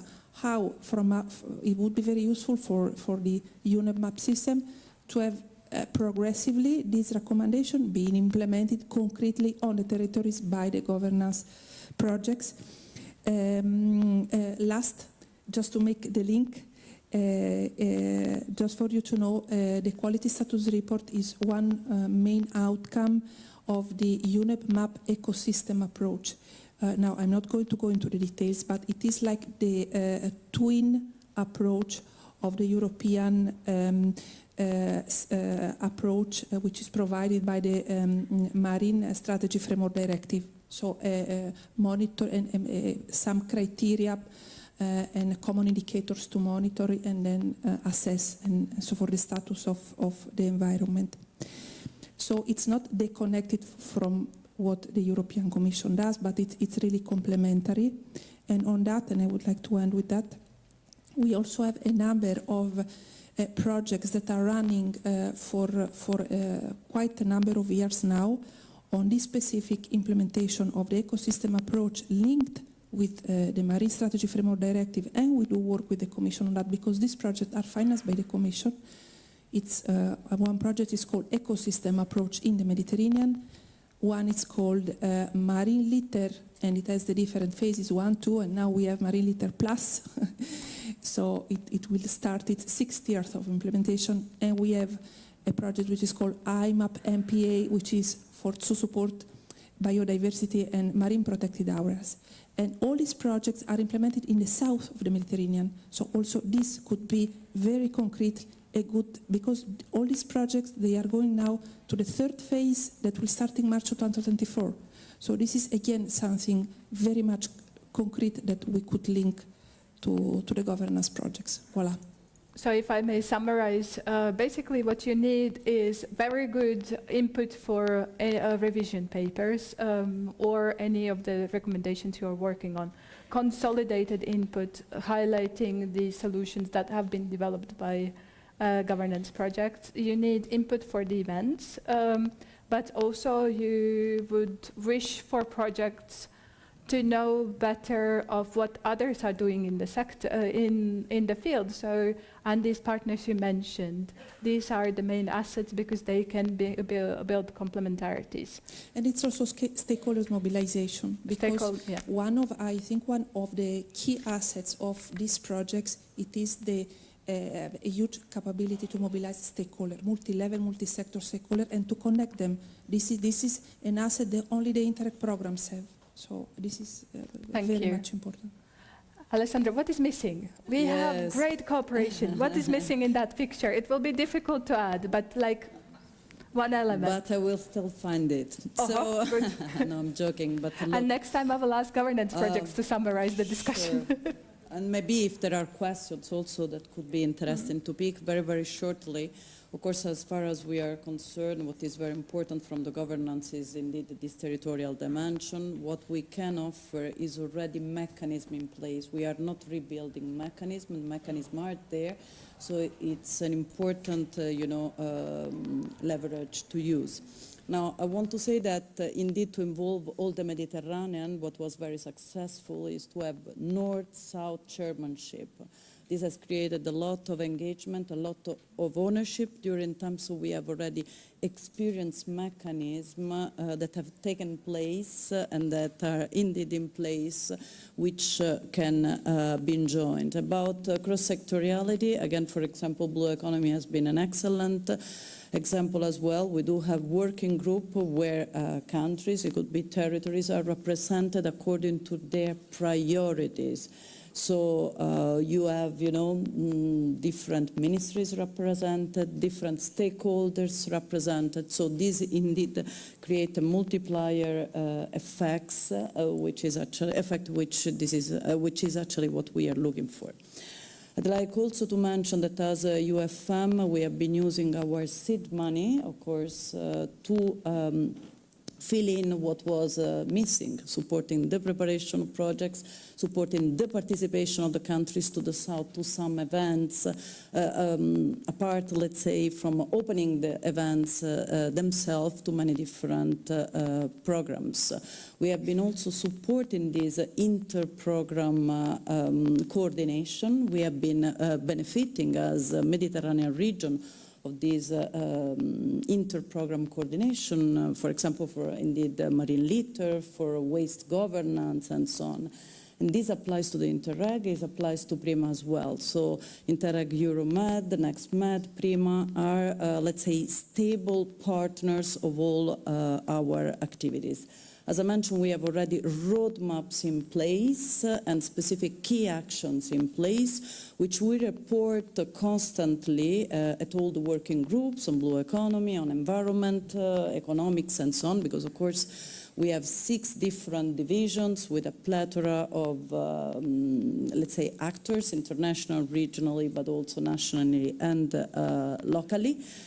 And I would like also to say and to add that some, for example, the Southern Med partners that are now here with us within the governance projects are those that, through indeed the previous preparatory activities, we have been able actually to bring in the sense that their attention was drawn on the possibility that all this was meaning. I'd like also to refer to the fact that in terms of European Commission, as it was mentioned, it's our co-presidency, together with Jordan, actually, that is representing the countries of the South. And we have a rotation mechanism, and this is, again, what I suggest. This proved to be very, very useful in involving the Southern Med to have this rotation mechanism by which, the different countries were represented. And as far as the Commission is concerned, we have line ministries, more specifically, like, for example, DG Mare, but of course also DG NEAR, DG Clima, Environment, Employment, and all the others, which means that it's not just among peers, but different peers of, different constituencies. I mentioned already the financing. Of course, we don't do it for ourselves. We do it for the benefit of the region. It's a part of our mandate. We didn't also refer to how all the technical assistance has also been serving for investment, which are, another category of event, but still very elements, but of course still very important. So we didn't refer, for example, to the private sector, that it's also coming in. So again, these governance have a very important role to play. I'd like also to mention, it's important to think of 2027, but as is the start now, let's focus now on the kickstart of the project themselves in terms of immediate, let's say, activation around the key elements that can mark this change for the years to come. Thank you for highlighting this importance of the start to make sure that we get realistic work plans in place as well. And thanks for bringing EU policy in. Through your work, it's also an outreach then to EU policymakers. Thanks. I'm still wishing to have a gap out of this discussion. Omar, anything from your side? Like, what's missing? What do we want to? Mercedes knows the gap. But I will give the floor first here, and then I'll come back to you, because I already kind of got the attention on you as well. Anything like improvements? What if you could think of something that should work better? I can definitely think of something, at least, which is probably reflecting on the experience of PRIMA, which is building more trust and more bridges for collaboration between North and South Mediterranean. I think this is very crucial because we need to realize that we are not in isolation in any matter. We are connected whether we like it or we don't. So there is no other way but to work together and to put forces and to join forces together. That's why, again, we need to build this kind of trust, and we need to believe in the others, and we need to be bold in our actions. Let's give the floor to others. I can talk about that more, but I will stop here. This is a major gap. So. Trust building and mindset. We will talk about mindset changes, kind of perceiving the cooperation from a systematic perspective. We, of course, are in better position because it's a transnational program by default. Thinking beyond the borders is engraved, but linking initiatives. Mercedes, I saw that you have a comment. Then the audience. Yes, we were thinking about taking one or two questions maybe from the audience. Our colleagues are here to complement the discussion. There you go. Okay. One will be okay. One or two questions from the audience. Do we have, for the panelists, for the general reactions, we will have time tomorrow to discuss a lot, but if you have some specific questions to the first panelists, we can take one or two questions. Thinking of improvements, thinking you're not starting in this in an empty environment, so you have the chance of having strategic partners. You already had a discussion in the morning, so in a way it's addressed, but we have ABR here, we have PRIMA here. Any specific questions? How do we make cooperation work this time around? Any reflections? Also fine. Any summaries? What did you hear? There will be no cocktail if there is no. Okay, what is missing for you? I mean, you're listening now, speakers. What is missing on your side? Because I spoke with some of the projects and I heard lots of comments, and sometimes you are like, worlds apart. So this is the moment to ask the question, or maybe to say what's missing on your side. Nothing's missing. Comment from my side, Curto Cervelli, coordinator of the JGS. I think it's amazing to have some people here today gathering at external experiences, and you on the other side ready to take advantage of that. So today, I think we organized this day in order to offer you all information you can capture in order to progress in the future, in order to create, to build synergies and so on. So I think that 7 years ago, even 15 years ago, when we started in 2007, it would be impossible to think about something like that we are experimenting today. So first of all, to thank you to be here today. Thank you all. But what is really important for me is not to stop here, to continue and to offer you governance projects, because you are the main actor today, to reflect about all proposals we received, and probably also with other programs afterwards, our colleagues from Interreg, not only external actors. But what it was clear for me, and I stop here, it was just for offering you some time more to reflect, to take the microphone, is we are in the Mediterranean area, we are not alone. Connecting the dot was the title, but I think we need to go to connecting people.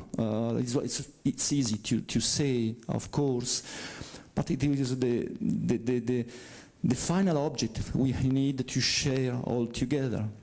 So it was not so easy to ask two colleagues to be here today, but they say yes, and also other Interreg colleagues, and we are a family, we are sharing same objectives, purposes, and this is the moment to concretize that. In this programming period, some of us were in Santiago de Compostela 1 month ago. The European Commission will open a public consultation during the next year for stakeholders, managing authorities, beneficiaries, citizens. This is really the momentum. If we don't be able to understand that now, this is my opinion, but cooperation will not be the same in the future, and the next programming period, the post-27, will be probably not useless, but a standard tool to finance simply projects. So try to take advantage of all proposals you are receiving today with us, without us, on the territories, with your stakeholders, beneficiaries, citizens, young people, young colleagues, etc., etc. So this is my message. Thank you. Thank you for that, and I think it links to your final comment from and reflection from your side. And there are questions. If there are no questions. That was. Thank you. Okay, so my name is Gabriela. I'm from Regions 4, which is a network of regional governments from all over the world. And I wanted first to thank you all for your very interesting contributions. And I wanted to ask Patricia, for the UNEP map, you mentioned this renewal process of the framework next year. Is there any specific considerations in these consultancies, the process of consultations with different stakeholders? Is there any specific consideration for regional and local governments participation? Okay. First of all, thank you for the question that allows me to specify a bit better. Yes, absolutely, because as I've mentioned, maybe I gave too many information, this was not highlighted enough. The Mediterranean Strategy for Sustainable Development is really a multi-stakeholder platform. So we really try to engage at the best, not only the ministerial level, which is by default, let's say, the partners of UNEP map of the Mediterranean Strategy for Sustainable Development, but also the multi-level stakeholder, where local and regional authorities, also from the south shore of the Mediterranean, Western Balkans and so forth, are key for us. It's key they participate, because also, as we said this morning, we do have policies, we do have agreed frameworks, priorities, actions, but then we need to implement them in the territories. They need to have an impact in the territories. So this is done by the stakeholders that are in the territories, including regional and local authorities. So absolutely, yes. Thank you. Thank you. Any further reflections there? Thank you. I am Alexia from Green Living Areas Thematic Community Project, and I take advantage of the invitation of Curzio to explain that tomorrow we will organize a workshop dedicated to talk about these cooperation modalities that we would like to start with among governance project and you. I think there are a lot of specificities that we have to define, and it is also difficult to talk about that now because we don't have time. But if you are here tomorrow, you are welcome to participate. Thank you. It's an excellent invitation and also a summary of the discussion. We will continue tomorrow. We've highlighted so many opportunities that, as you mentioned, we need now a practical discussion. How do we use the best of it? Thanks for that. There. Yeah. One more. Thank you very much. I'm Rosario Sapienza from TESIM. Thank you. I think everything is very promising and at the same time full of opportunities.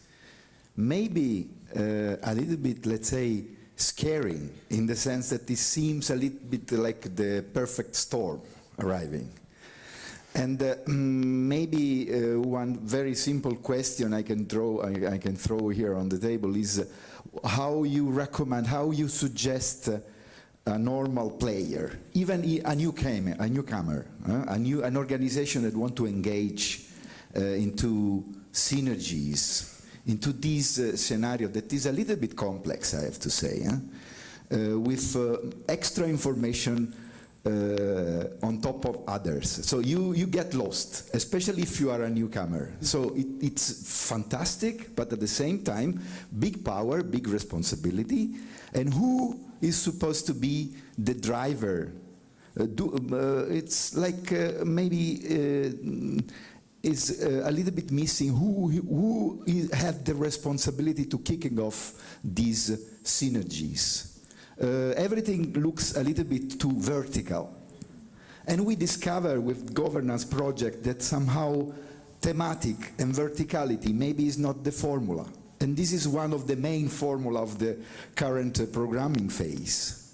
We work on theme, on topics, while we discover that probably the best way of connecting dots is bridging topics. And this is probably one of the lessons learned from this governance project. So these are hot topics, I think, that float here on the hall and on the room, and probably this is one of the reasons the talk doesn't start, because many information, a lot of complexity. How you can help us on reducing complexity? Maybe this is the question. Sorry, I think your point became very complicated, but in fact, I mean, we have been having much more operational and practical discussion before, and as the colleague was saying, we will have later on. I don't want to go into standard sentence, but as it was said and repeated many times, is co-creation. So it's not just who does what. I mean, it's really a mutual cooperation. There are already many examples. This is already a process that it's happening, not necessarily something that is there to be built. And it can be addressed in many different ways.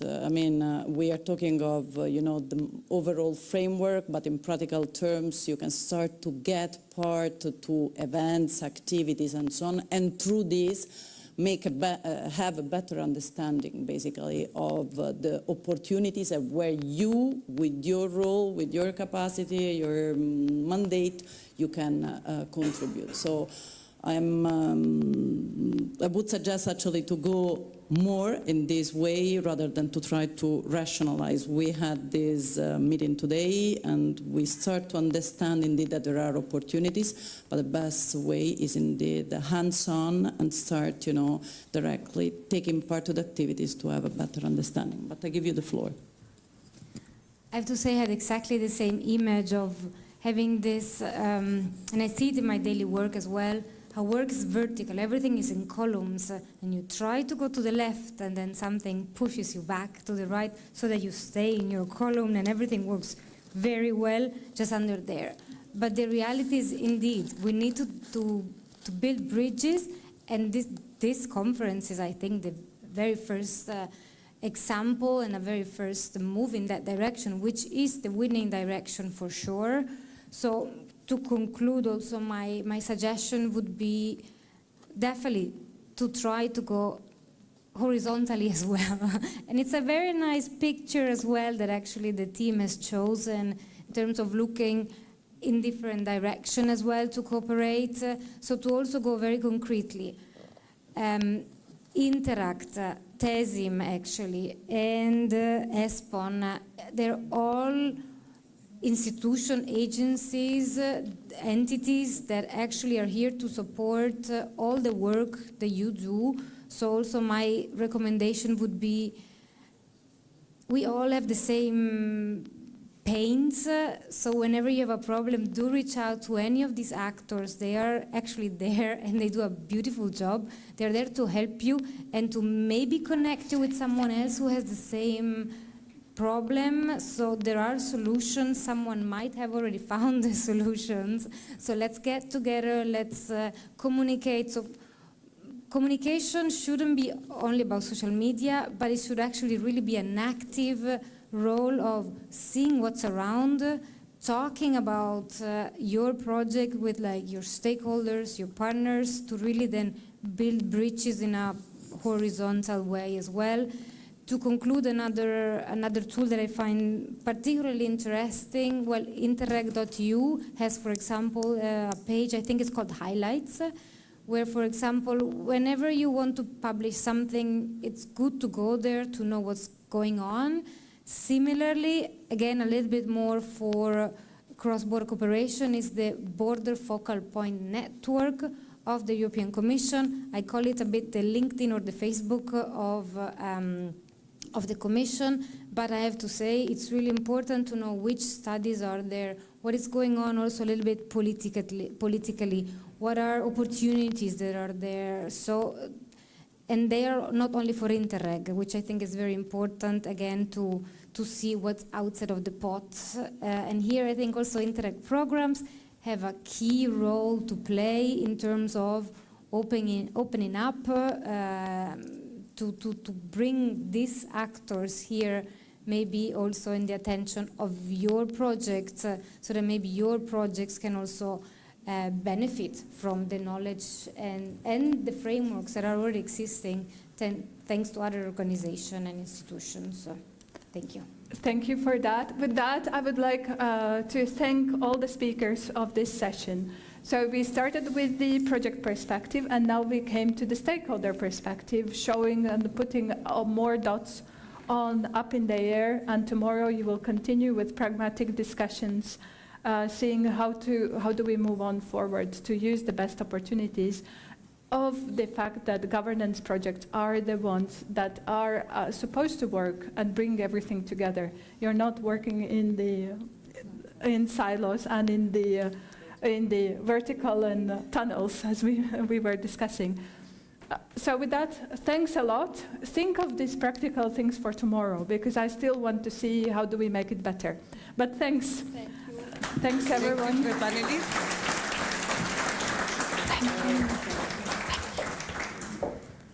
Yes, indeed, if we have missions, it's because we didn't want to work in silo with the specific objectives of the regulation.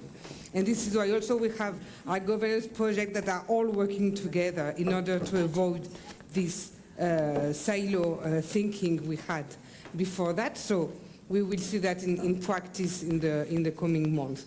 I invite Mercedes Asitores from Interact to join us, and she will moderate next session on the cooperation and synergies with other programs.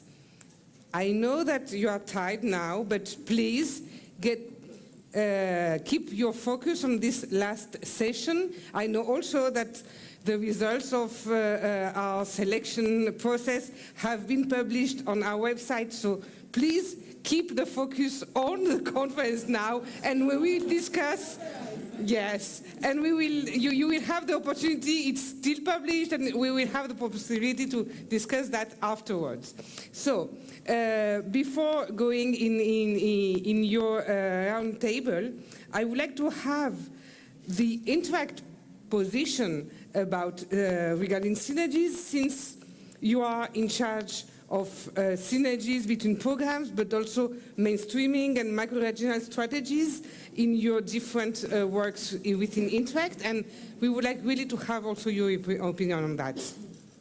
Thanks. Oh, we have to go and sit? Or you could, no, because we are in the corner, so you can sit here. She yeah. wants us to sit again.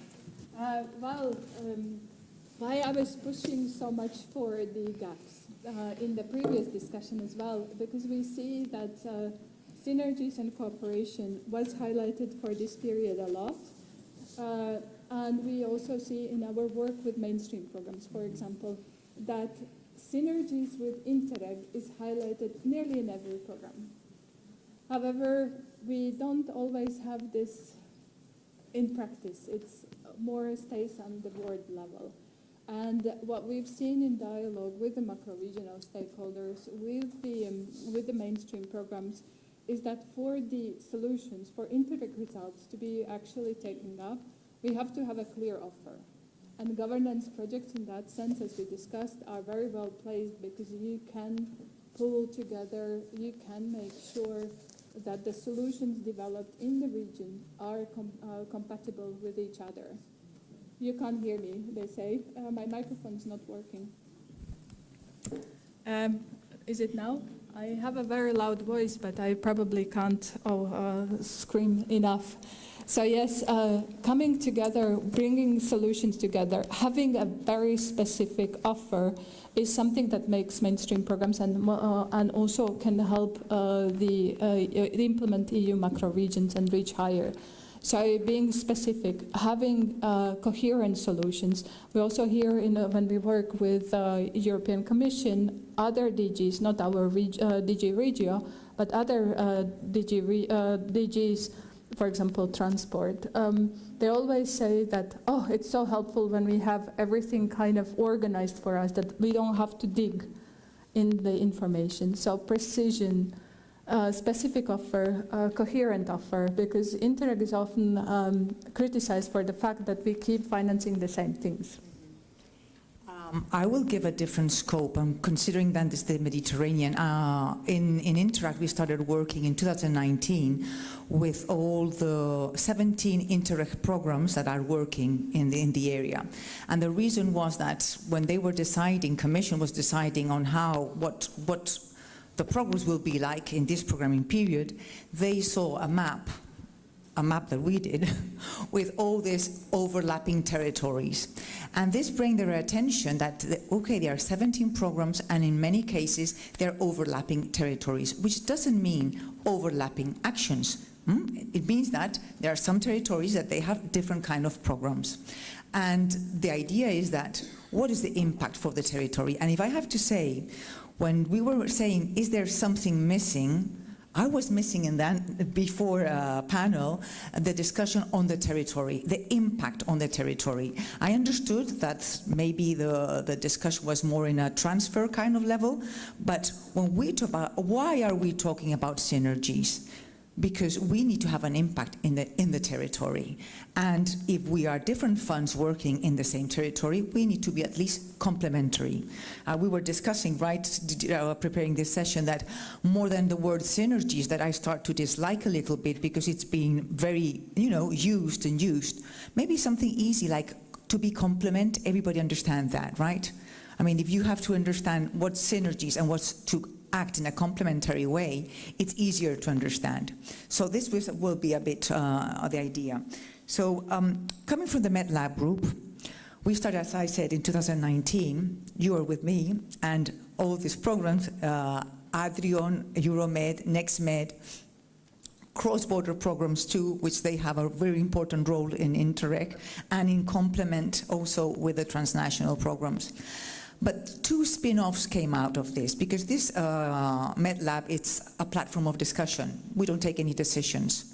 But one spin-off is the Sustainable Tourism Coordination Mechanism. Is it that right, Curcio? Okay.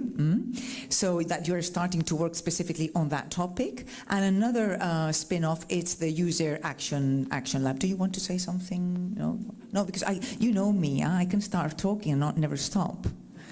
But for the project, what means this cooperation, we also discuss possibilities to link projects working across programs, or similar projects were tackling certain challenge together. So this is something that definitely also for the governance projects, where you can get inspiration for actions that have been implemented elsewhere, is of course Cohesio platform, but also Keep.eu.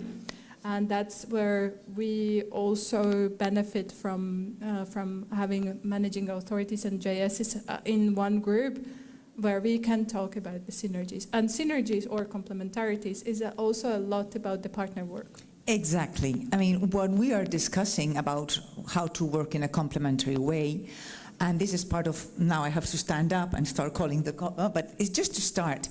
We are discussing from a program level, from a United Nations level, from a Union for the Mediterranean level, even macro-regional level, but who are the ones doing for from real? Region level as well. Region level, yeah, no, but at the end, we're going to start arguing here. No, but at the end, who's really working on synergies are project partners. And the ones that are having a impact in the territory is the project partners. So this is, you are responsible to work on this. It's not something that we start talking or European Commission start talking. And that's why I think I will leave the stage now, because otherwise we, the two of us, will continue talking until the evening, but we heard networking is the key. Exactly. So I'll leave the floor now to you. Thanks, everyone. Thank you. So, I leave this mic. I start with this mic. Can you listen to me? Yes? No? It's in green. I don't know why not. Okay, yes? No. It takes some time? Yes? Ah, okay. Thank you so much. It's just a matter of being patient. Okay, so it's the last round table. There's a cocktail afterwards. I understand you're tired. Then even Sophie mentioned about the project. So Sophie, why did you mention about the project? Well, so the idea is, I'm Mercedes Aci-Torres. I also work for Interact as Ilse. And it's a pleasure for me always to be in one of the Euromed events, because I'm an old Euromed and always it's in my heart. And I'm so happy to see old colleagues and old friends here. As I said, the idea here is, just hello also. Well, sorry, I just got a bit of a mix. Here now we're going to discuss how to favor synergies, complementarity, that's my new word, across Interreg programs, and how to find this territorial impact. But also we're going to see what's still missing, because I think more important to say what are we doing, which we have to applaud ourselves, we are doing many things, what is missing that makes us wanting to keep on working on synergies and complementarity. It's something missing, and we need your help to really understand what is the layer, and maybe some ideas come up after this discussion, and tomorrow you can add more. So I said interact across programs, and I would like to ask you, how many of course, all of you are in Euromed, if not, you wouldn't be here. How many of you, please raise your hand, those who also participate to other Interreg program? Okay, so you're quite a few. You see how you're responsible to work in synergies? Okay, now how many of you are not only working for other Interreg program, but maybe even other funds? I'm talking Horizon, okay, many. Okay, so yeah, quite a few. Another that are shy who didn't raise their hand. So, but yes, I mean, you see how you are the ones getting results from one kind of projects and can't improve or complement with other kind of projects. Oh, okay. So after this icebreaker, which was very useful, so you are a bit waking up, let's go now to, we heard the projects, we heard this link from the 2014 to 2020, and now for the future. Tomorrow we will keep on discussing with the projects. We heard the main stakeholders here. Now it's time to hear the programs, because we said that projects are responsible to work on complementarities and synergies, and you would say, oh my God, now another responsibility. So what's programs doing and what commission is doing if I have to do it all, right? Probably you were thinking about that. No, programs, of course, they are also responsible to facilitate you to work in synergies and in a complement way. But they are facilitators. That's the reason you need really to discuss with them how to improve it and how to make it better. So to discuss and to debate all this, let's welcome our speakers. Mr. Erwin Siveris, Program Director from Interreg Europe. Please, again, oh, sorry. Okay, but Erwin, he heard his name. Thank you very much. Mr. Luca Ferrarese, please come to the floor, Program Director to Interreg Central Europe. Thank you. Fabrizio Paloni, from Program Director from Interreg NextMed. Mr. Lodovico Gerardi, Managing Authority Coordinator for Interreg Adrian. But he's also going to represent a little bit Emilia-Romagna here. Okay. And then we have Mrs. Nina Celia from the Slovenian Ministry. She will be representing three macro-regional strategies that Slovenia is involved in. And of course, Mr. Christos Economou from DG Mare, representing European Commission. And we can, Curzio, I know you are really looking forward to join this roundtable. So just come here, a big applause. So thank you very much. Just take a seat, sit down. I know you're tired, but to be sitting down. As you can see, we have a number of four Interreg programs. Two of them are working very much in the Mediterranean. The other two, one is more a pan-European one, and the other one is Central Europe.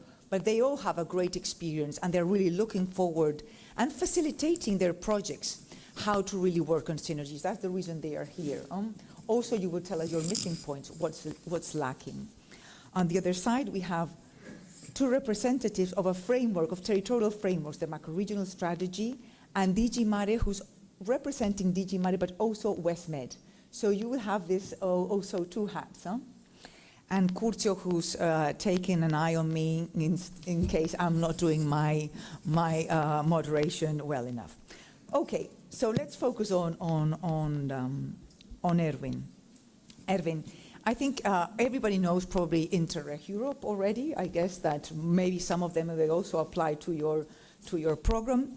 But talking to you and preparing this discussion, I think that in your uniqueness is that in your program, the 27 member states are able to participate, plus now some, I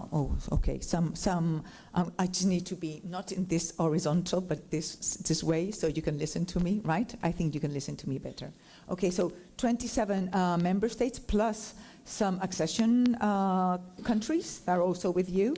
That's unique, and also unique is that your program is really the program that links projects to the mainstream programs. I mean, you have a bit that responsibility.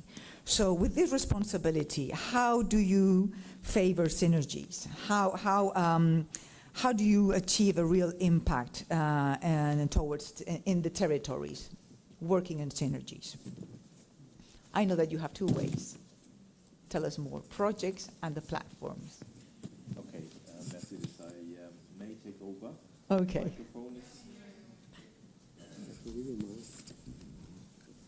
Now, yes. Okay, Electrocheck.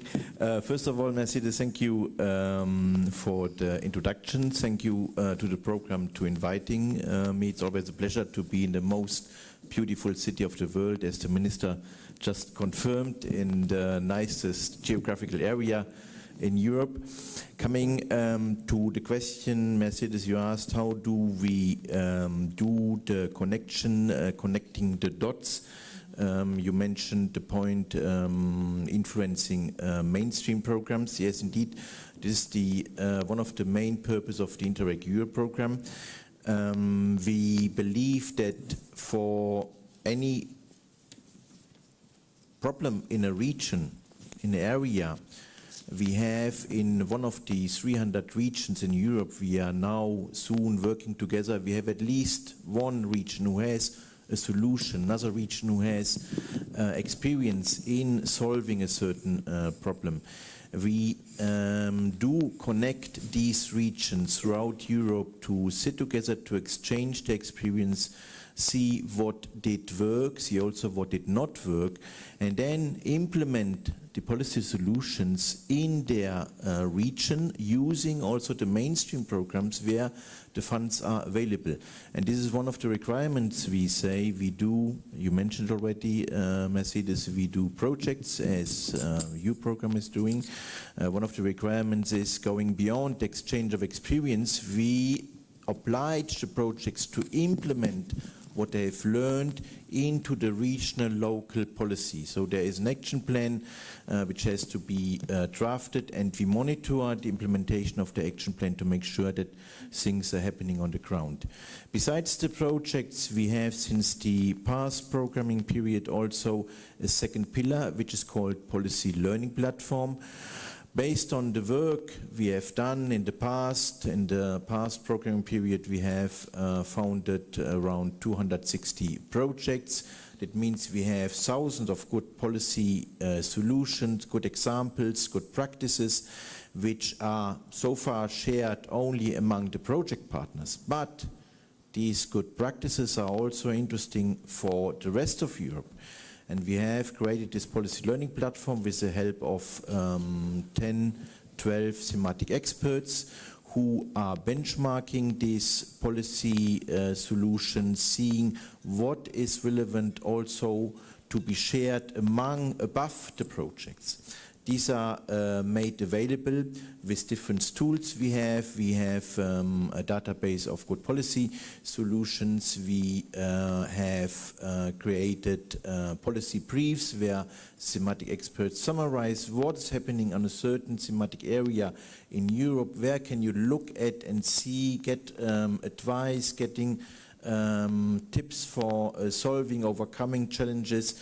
We do thematic workshop, webinars with the projects we are funding to bring them together to in a constructive way, in a guided way, in a moderated way, to further share with each other, to complement each other. We do webinars for the broader public, meaning the regions, the policymakers, to get aware of policy solutions in different areas, to contact the program where there is special need. And then we have the so-called golden service, which is called peer review, where we invite regions in need to contact the policy learning platform, contact the program, the thematic experts, explaining what different issues you would rather see a need to share with other regions.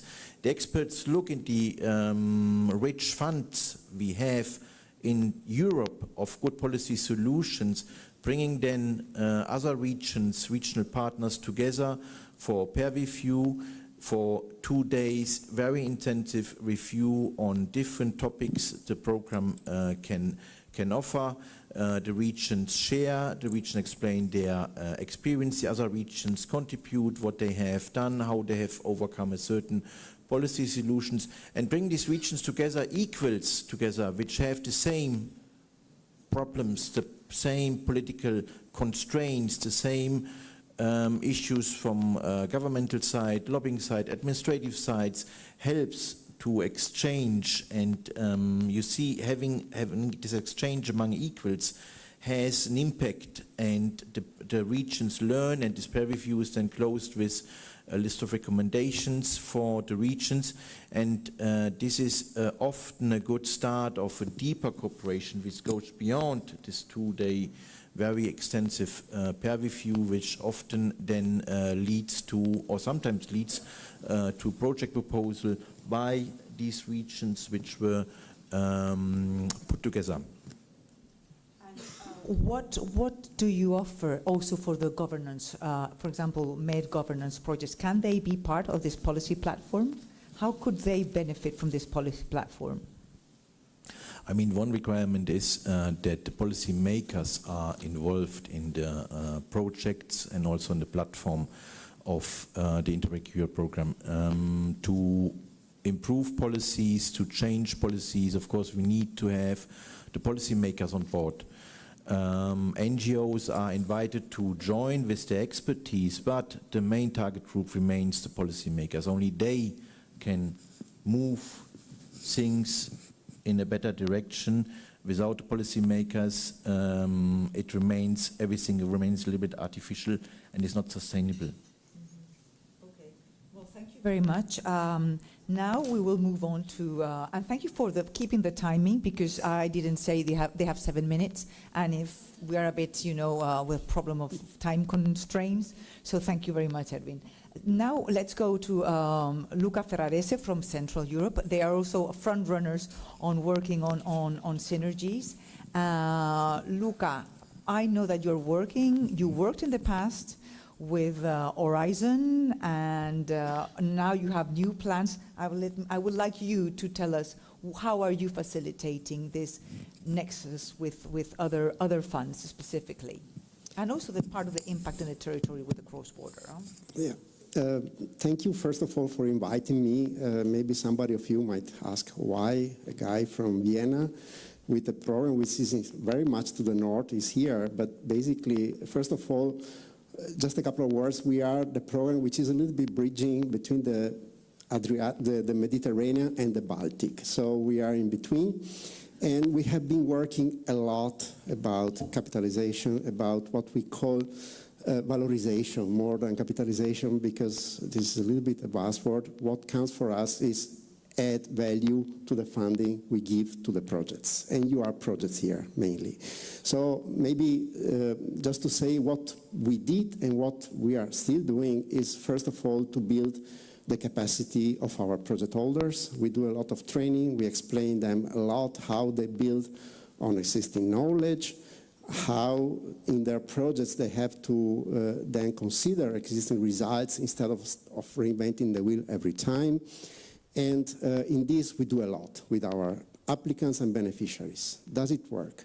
Well, I have to say, in general, probably yes, but just today I just got an information that the projects we are funding now with the second call in January, there are 3 of them that are a little bit too much overlapping with other programs, and they didn't declare in the application form, and we detected it and we spoiled it, and then we will present the situation to our MC for further considerations. We had also together some cases like this. And So the first maybe recommendation is simply be very careful when you write your project, consider openly and address openly your project the synergies and the complementarities.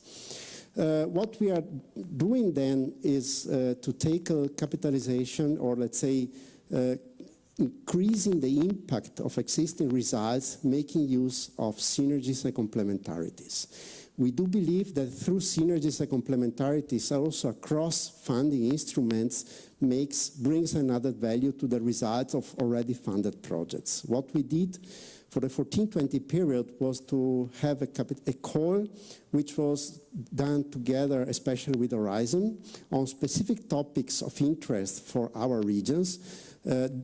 We identified these topics through a very thorough stakeholder engagement and involvement by listening people, getting information, what are their needs, and these projects, let's say, were putting together results of existing Horizon and Interreg Central Europe projects, and with the money we were giving, they were shaping these results to new needs, to new territories, to new regions, to new stakeholders, and in order to take forward the results that were already there, in order to increase the impact. Did it work well? Well, we had a specific question on our program impact evaluation, asking to the independent evaluators to assess whether it is true, whether the hypothesis we had is confirmed. And I have to say I'm very happy that this was confirmed independently. These projects managed to bring forward results which were already there that maybe would have landed into a drawer after the project end. They managed to get new life with new territories and new stakeholders.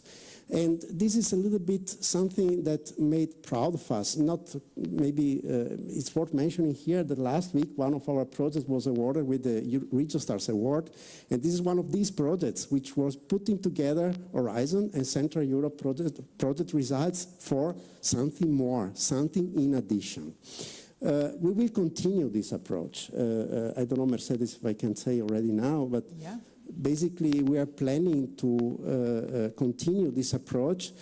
For the new programming period, we will have a capitalization call in which we target specifically the need of addressing border obstacles in a transnational functional area, which is Central Europe. We heard also today from the colleague from the ABR that very often what you need to deal, in order to deal with border obstacles, is to involve the policy making, maybe to involve the capitals in the border issue. This is what we want to do. We want to put together results of cross-border programs. We have an area with 15 national borders and 20 cross-border programs in Central Europe. We want to put together the results done by these projects together with the transnational knowledge and the linkages to the capitals that transnational projects have. We want to put it together in a new capitalization call, which we will start preparing into 2024. We will again go into analyzing the needs of the border regions. We will involve border stakeholders.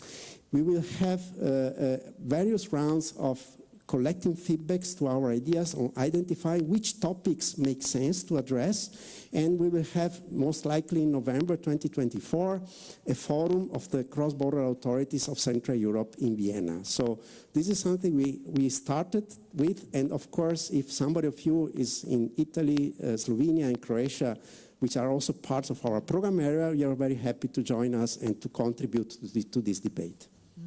Thank you. And I know that you're also planning with collaboration with another program. Yeah, I mean, maybe you could mention this. We are very open always to valorize experience and funding from other programs, especially the bigger ones. You know, we are Interreg. We are small by definition. We don't have money for large infrastructure.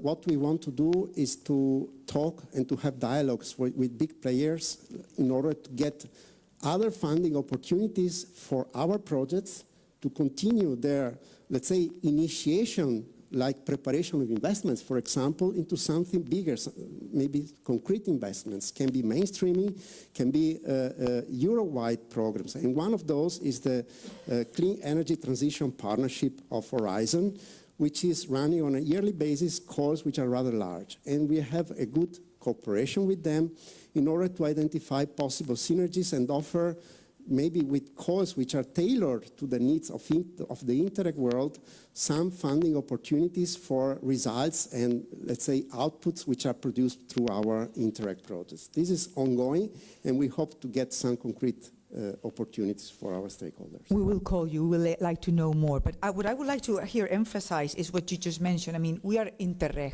We are not other kind of programs. And Interreg brings territory here. And I think the solution that you gave, that getting, for example, Horizon kind of projects and bring it to the territory, in your case, to Central Europe, it's a really clear and wise way of being complementary to other kind of funds. So I really think that's, personally, I think it's a really good idea, and do it through capitalization, right?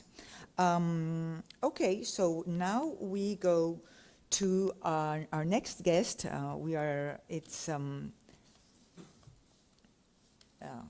Okay, we go to Fabrizio Palloni.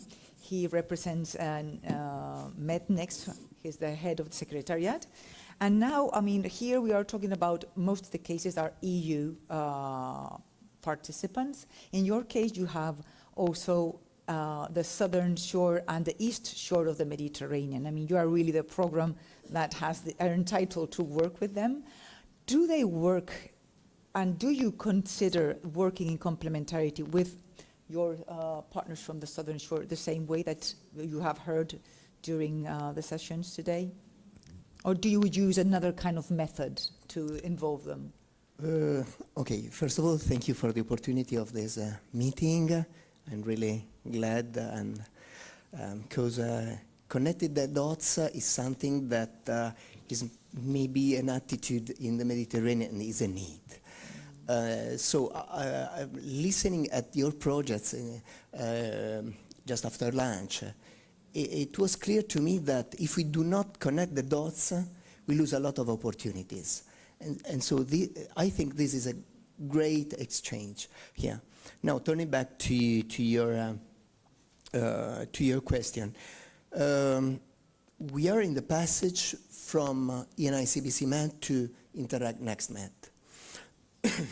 And ENI CBC Med has worked and is ending the work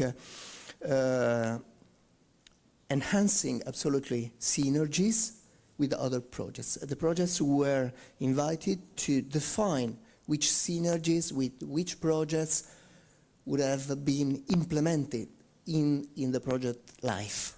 Mm-hmm. And so every 6 months also the project report on that. Mm-hmm. Furthermore, the program has pushed the internal synergies through a cluster of projects, cluster work, that was based on the topics, the main 4 teams that are funded by the program. It started in 2019. Nonetheless, the project started to meet crossing the themes, because they realized that they needed something else and some more. Something that was unexpected. As an example, we have projects that are working on sustainable tourism, but funded under innovation, as an example. And they started to meet even out of the initial clusters. Mm-hmm. This is. Synergies were also set since the beginning with some other programs. As an example, in April 2019, there was a memorandum of understanding with the Union for the Mediterranean. Mm-hmm. That had an action plan, a joint action plan in June, and then it was implemented jointly through the labeling, and also in occasion of the capitalization projects, the selection took into consideration some criteria set with the Union for the Mediterranean. Then synergies also through capitalization. In the capitalization, the project take other models and results and experiences from mostly from ENPI or from ENI projects, but also from a basket made up of 25 projects selected between Interreg Med, 12 projects, and the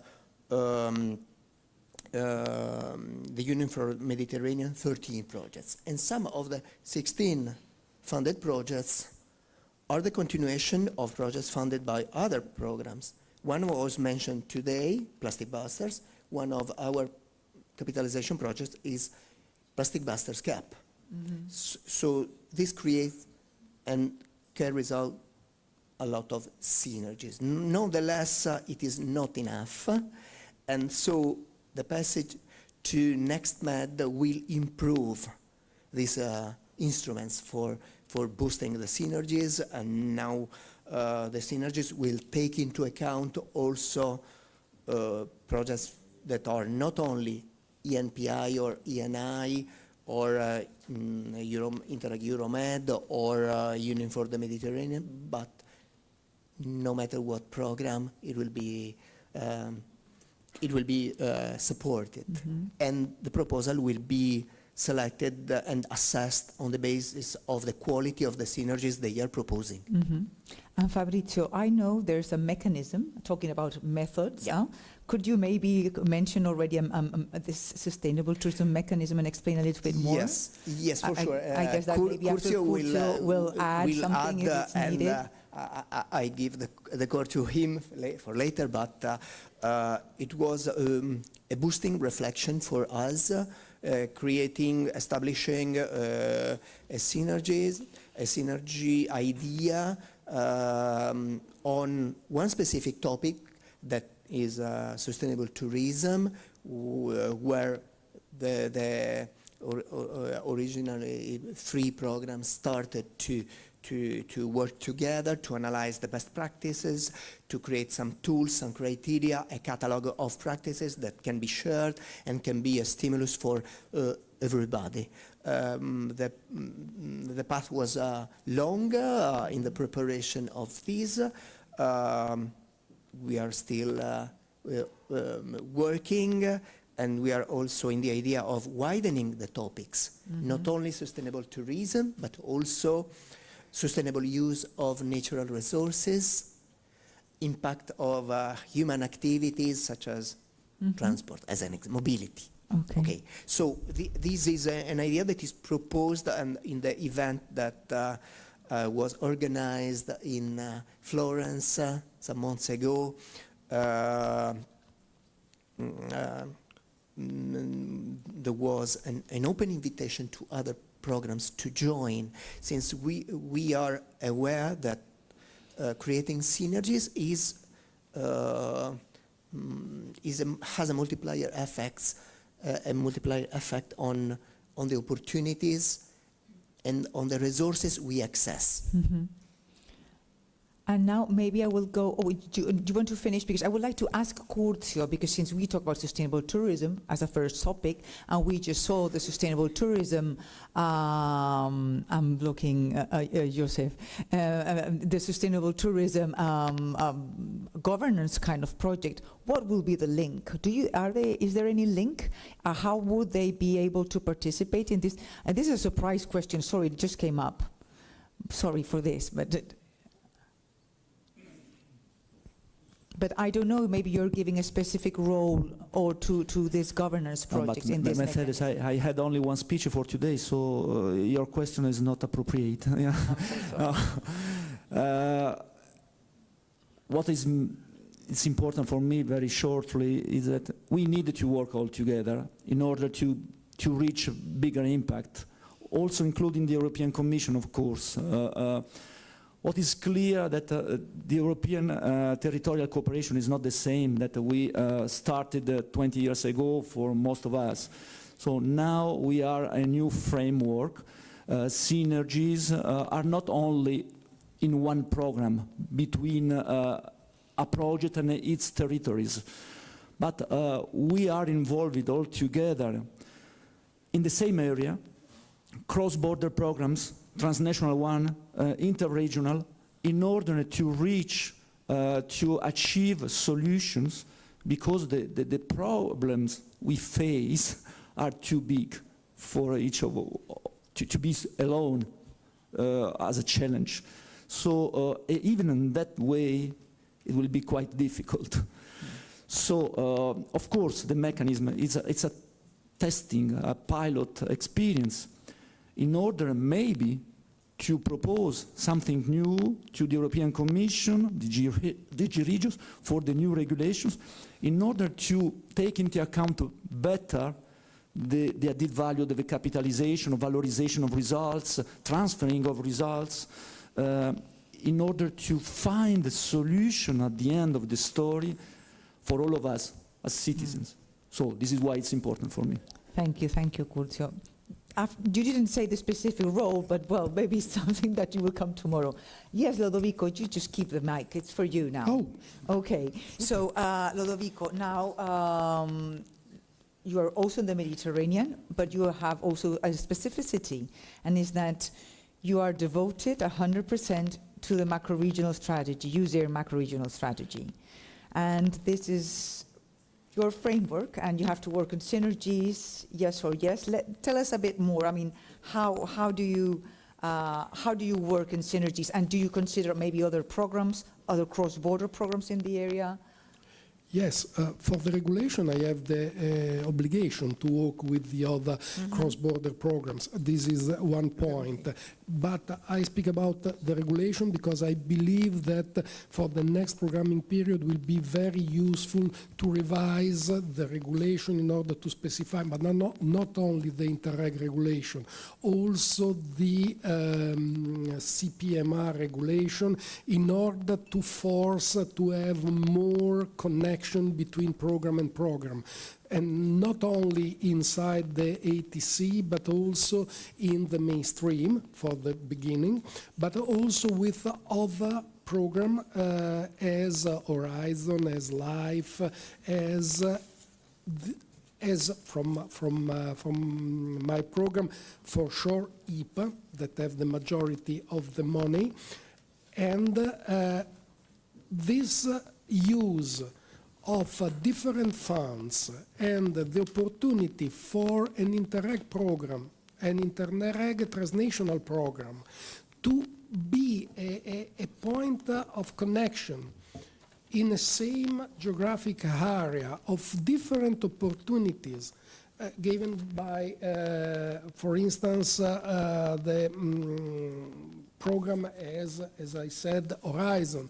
And Luca said very well that there are the possibility to build the bridge with this kind of projects, this kind of funds. And I believe that is useful for us to be more concrete in this rule. Our capital as Interreg program are the partners, the network of applicants, the stakeholders that we mobilize during the call, because we arrive in a wider area of applicants, more wide as Horizon, because this program is much more devoted to the university research center and so on, or, for instance, Life, or the program of DG Mare, because are more devoted to the sea. My program has the name of two seas, but the majority of the country, of the area is an inland. And this means that we have to cooperate with DG Mare, but also with DG NEAR, but also, for sure, with DG Regio, but is our main, not the main financiary donors, because now is DG NEAR. And we have to increase the participation also of DG NEAR. And for instance, for the future, we have to force this But I be back. Your question, because I spoke of other things and not of your question, but it is typical from my side. I'm old, very sorry, and I forgot the way. But anyway. Do you want I repeat the question? No. No. Be back.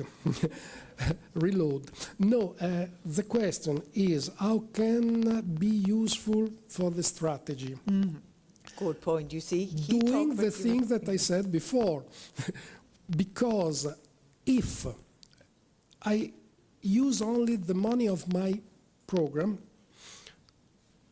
the strategy is not a strategy, because 160 million euro for 10 countries isn't a strategy. The strategy has to mobilize much more money. The impact of Interreg program. An Interreg program alone have no impact, because we draft a strategies, we draft an action plan, we can identify, we can achieve the agreement between partners, but we have not money enough to have a really impact to the territory. And the Interreg program have to use their strengths, and the strengths are, as I said, this wide and this different kind of stakeholders that are involved in order to facilitate the discussion. I think that we didn't very strong in the past. We try to do it, but we didn't. We try to be more effective in the future, is to mobilize this different kind of stakeholder as project partners, as applicants, but also stakeholder as the member of the governing board of EUSAIR or Danube or Alpine Space or WestMed, in order to increase the agreement and the understanding of what are the things that have to do, because a lack, I believe, in achieve some concrete result is in the fact that a lot of politician or people that can have and take decision have not a clear idea of the really possibility of the different instrument. And it is the same also in the Commission, very sorry, because you use, for instance, and you have the mind of your instrument, but it is really difficult to speak with different DGs, and please share and use a synergy between the different DGs. Another thing that we can do and help the Commission to make synergies between the different DGs. And I believe that we can do it. Yeah, I mean, I know that DG Mare on their own, they do. No, but I know DG Mare on your own, you try to do it because of also the sea-basing strategies, but it's true that sometimes in our kind of events, we get people to meet, but it happens. Now, could you explain very shortly your head as a region and this place-based kind of projects and the need of regions and the mainstream programs, because you have also this experience. Yes. Okay. So he has double time. He has 14 minutes, not 7. I exchange my head, and now I speak as an official of Emilia-Romagna region that are involved in the monitoring committee of mainstream in my region as representative of Adrian program. Because in my region, but in a lot of other regions, there are these common management of the different instrument of cohesion policy. And this means that I'm involved in a monitoring committee of ESF, ERDF, regional program, and of agricultural funds. Why? Because we strongly believe that, my region strongly believe that this cooperation and this common monitoring of the effect of the different programs together is the unique way to realize something of concrete. But we also try to use different instruments, and I give to you an example right now. We are involved in a very big life project with our Agency of Environment and with the Agency of Po River, a very big life, 80 years life. I believe that are 16 million euro.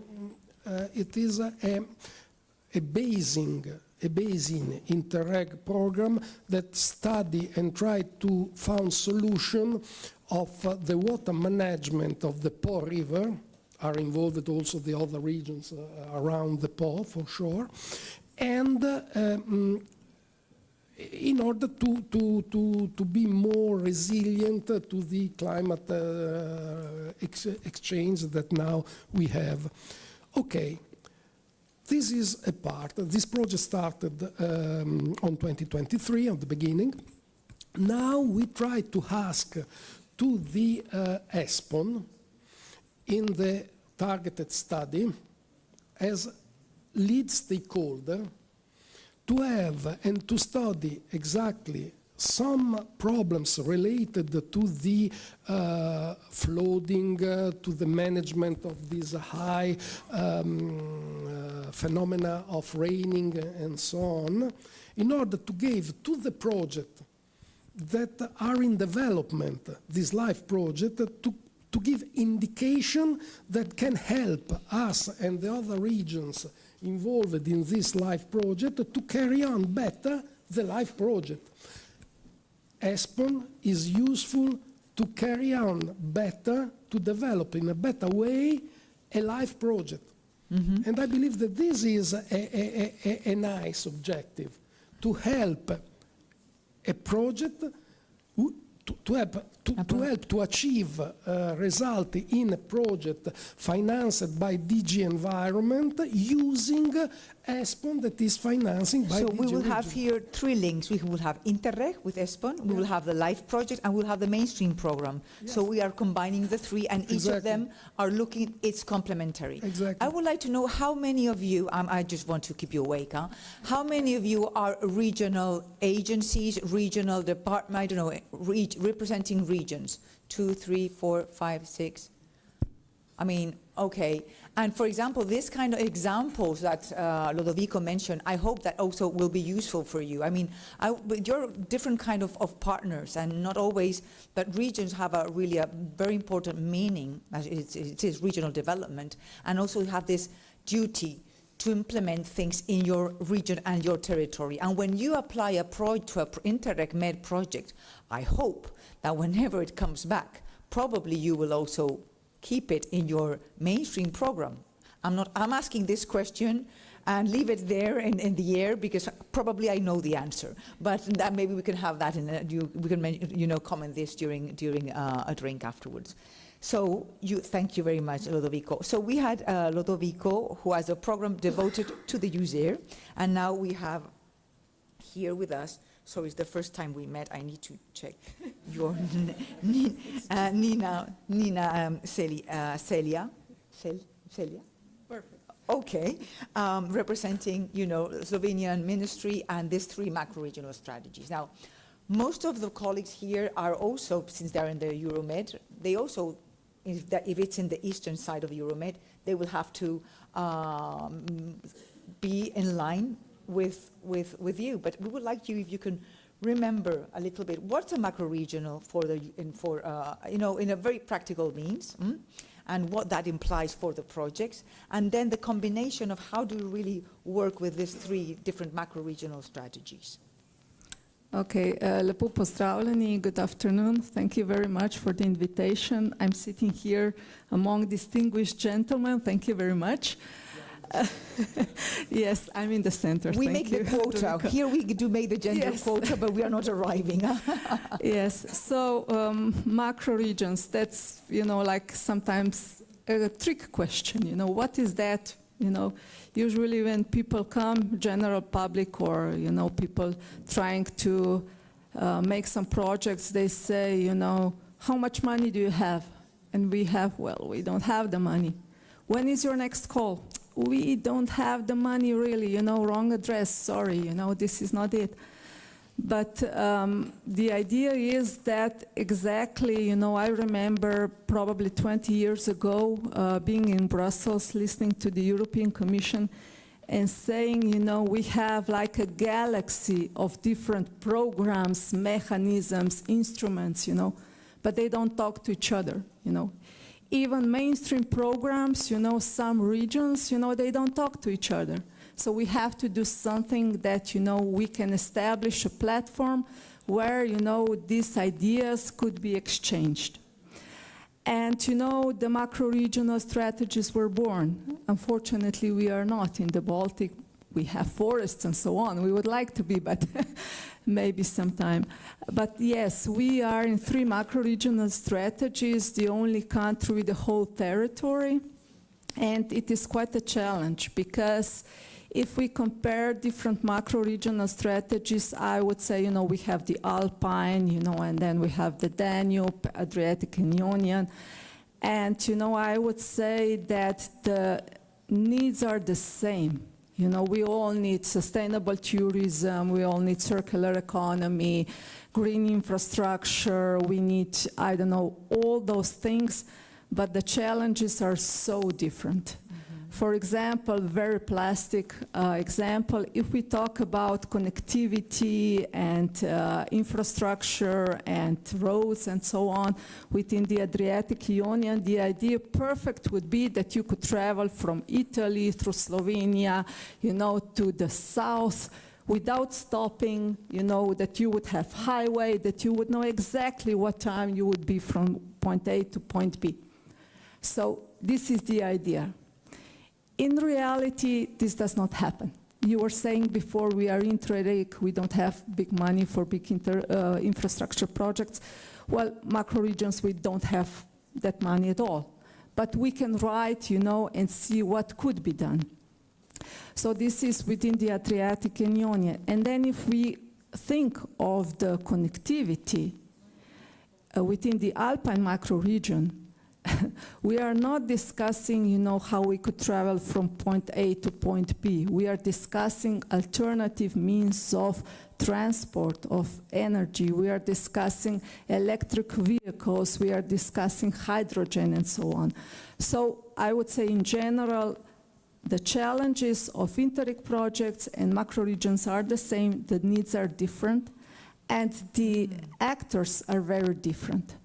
So, for example, if we say within the Interreg projects, we have different communities, we have regions, we have local level, and all those really important projects, most of the times they are solving maybe some local issues, if we are talking about cross-border programs, or regional issues, But when we are talking about macro-regional strategies, we are talking about the political level.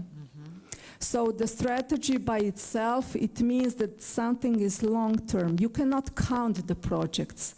And now, the Commission is really pushing for these indicators and, what is the added value of macro-regions. I'm saying we cannot count the projects. We don't have the money. And then what is the difference between the macro-regions and the Interreg programs, So the benefit of the macro regions is that at least once a year, the ministers of one macro region, they sit down together. They have to be aware why they are there, So this is our homework, to get them know what is the macro regional strategy about, what was the progress in 1 year, and they discuss openly the joint issues. They even, signed joint declarations. They say this is the way forward to all the implementers. And this, in my opinion, is still the biggest added value of macro-regional strategies, because I don't know how many times within the transnational programs, all the ministers sit together and discuss things, Yeah. Yes, they don't. So Nina, this is. would you say that's maybe the mutual benefit for a macro-regional and also the Interreg project, because it's a platform to show what have been done in a very specific way in a specific area, right? It's the highest level gets to know what the lowest level is doing, more or less, or regional level is doing. Definitely, and I will also present you one example. Within the Interreg projects, let's be honest. Ilse was trying to be honest and say, what are the challenges? Many times when the funds run out, maybe the projects stay, maybe, they don't. They seek for other solutions. But what happened within the Alpine macro-regional strategy was that there was one project established called Circular 4.0, which is also one of the Regio Stars candidates. And, the beneficiaries came to us and they said, we have all these countries involved, we have all this platform, but now we ran out of money. What can we do? So we presented this project, really good project, to the higher level. And, circular economy became, from this project, a cross-cutting issue on the macro-regional strategy. So this is also one of the practices, that could be introduced. I'm not saying that every project, could become cross-cutting issue, but, we can discuss and see what are the benefits of the macro-regional strategies and then of the programs. Sure. And maybe just one more thing that also Ludovico was mentioning, I know that Commission is trying really hard for this embedding, we would say, how the topics are embedded into the macro-regional strategies and so on, but we are there now. And now what? I would not say that Adrian program, will do much better because we are embedded, or the macro-regional strategy will do much better because we are embedded. But, we need to find, where are the challenges and the limits that the macro-regional strategies can do on the political level and what the programs can do, and then there we have to find the balance. And also to conclude, many times it is said, you need this bottom-up approach, but then we agree.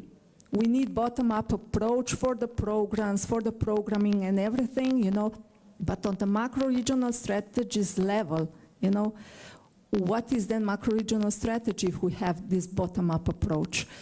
What we do is inclusiveness. We include different generations, we include young people, we include different groups, but this is not a bottom-up approach, but I would say it is the inclusiveness. I fully agree with you. Top-down, bottom-up, together, and make it inclusive. That's the way that we need to work forward. And now, our last guest had the patience to listen to all of us.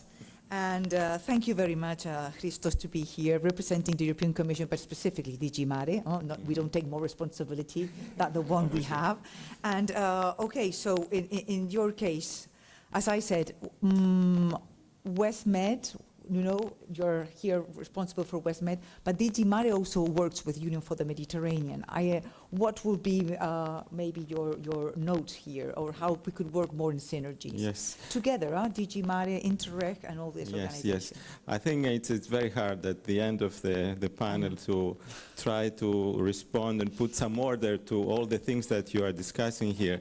But I think it's important that somebody from the Commission is there also to show that how much interest we at least on the side of DG Mare, definitely, on the way you work, bringing the stakeholders together, and also try to put really actions against the objectives that we have set in the Mediterranean. For me, this is very important. I said it also earlier in the morning.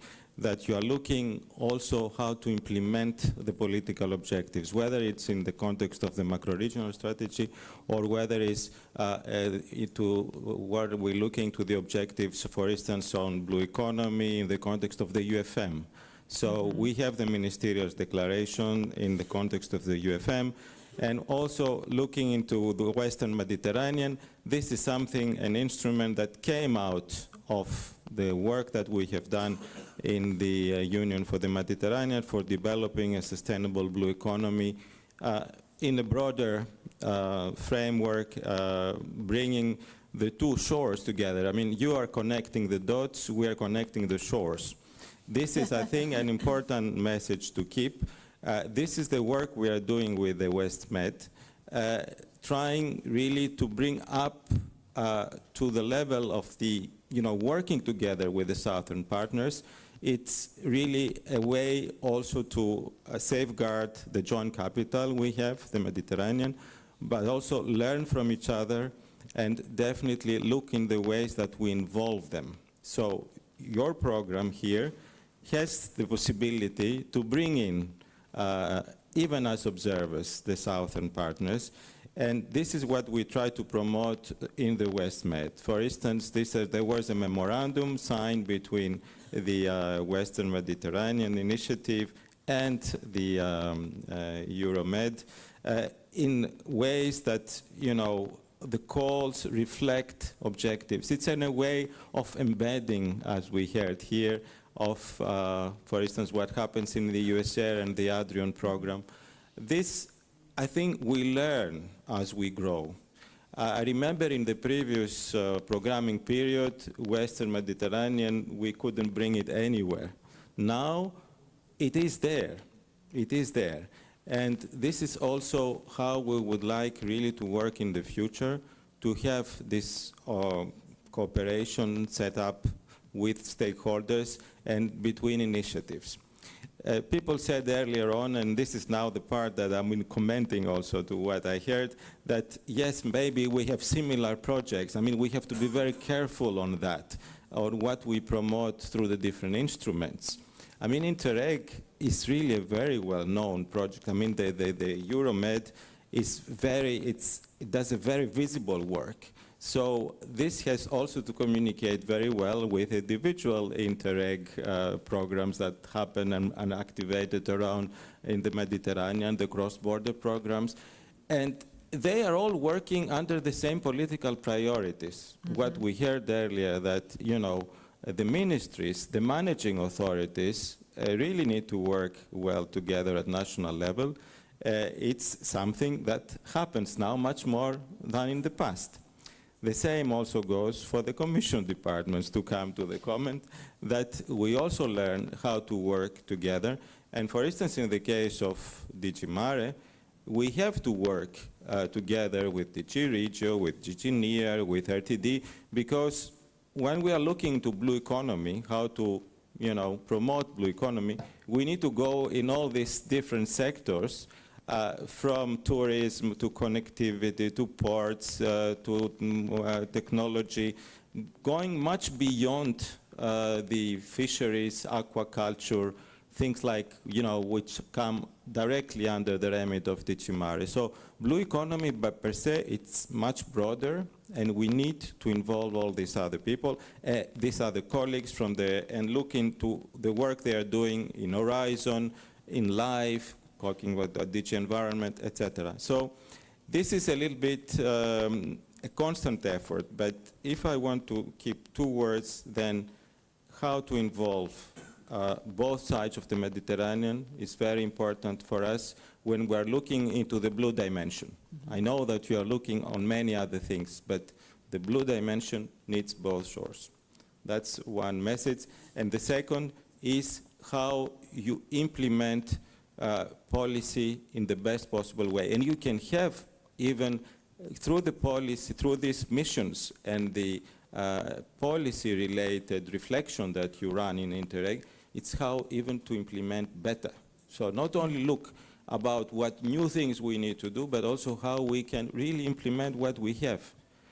The impact of our actions through the programs. Through the, this is where we will be judged in few years from now. Voila. Thank you so much. Thank you so much, because I think we can go up with, I was going to say this idea of what's missing, and you said it. I mean, the idea of how to implement better. Probably we implement a lot. We have lots of examples to see, and we always have to see this extra mile, right, going to implement better. And capacity building is one of the ways. Just to summarize, and I think end up on time, considering that we finished a bit, we started a bit later, but how programs are really helping projects to improve and work on synergies. We can sum it up, at least in the Mediterranean area, but also I think in other is through capitalization kind of calls, through capacity building, and opening this capitalization calls to other EU funds, but also Interreg, also cross-border. And then we have the strategies, the macro-regional strategies and the WestMed strategy, but you gave a broader view. It's not only the WestMed, which it's, I have to say, really practical kind of exercises, because I'm following a little bit more. But yeah, I mean, just it's having a broader view on this transversal kind of concept, like a brew growth and things like that. So that's tomorrow. Maybe I don't think we have time to ask questions, but tomorrow maybe we'll be. Yes, maybe we can take one or two questions if we have for the panelists. Yes.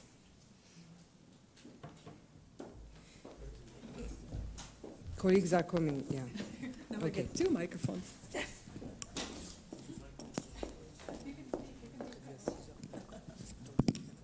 Thank you. Very briefly, from the Community for Tourism project, we understand that for us it's compulsory to keep an eye on what is happening beyond the Euromed eligible area. So this is something. It's something. It's more than an obligation for the NextMed program, because it is our twin program in the South Shore area. But for the rest of the programs as well, because you are dealing with projects working in similar thematic axes as we did.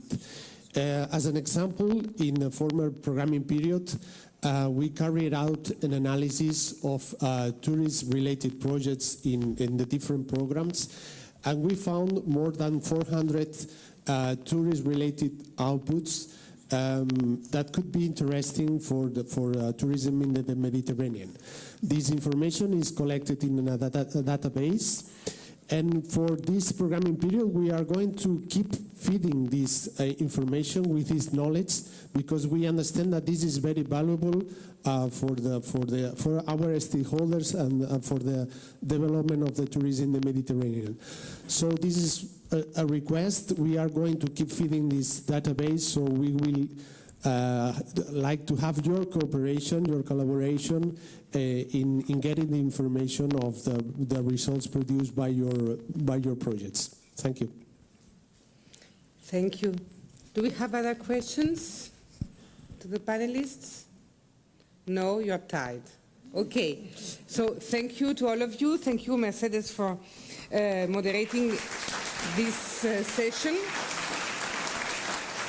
Thank you, all of you, for all these interesting and inspiring concrete practices and proposals. The idea tomorrow morning is mostly to react on today's proposals, so think about it, suggestions, discussions, etc., with an eye on how to contribute also to the future of territorial cooperation.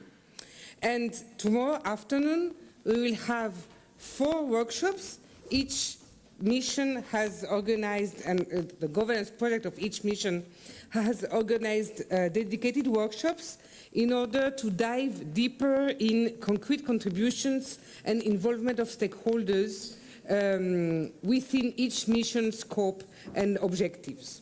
So for people online, let's reconnect tomorrow morning. For people here in the room, it's cocktail time. Take this occasion to continue discussing and networking. For those who has already registered for the buses will leave at 7 o'clock. But of course, for those that want to network and discuss more, you can stay still to the cocktail. And if there are some places left in the last bus, those that have not registered, maybe you can jump in one of the buses. But priority will be given to those that have registered, of course. Otherwise, taxis are there. And please do not forget to return your headsets. You will take new ones tomorrow morning. Thank you. Bye-bye.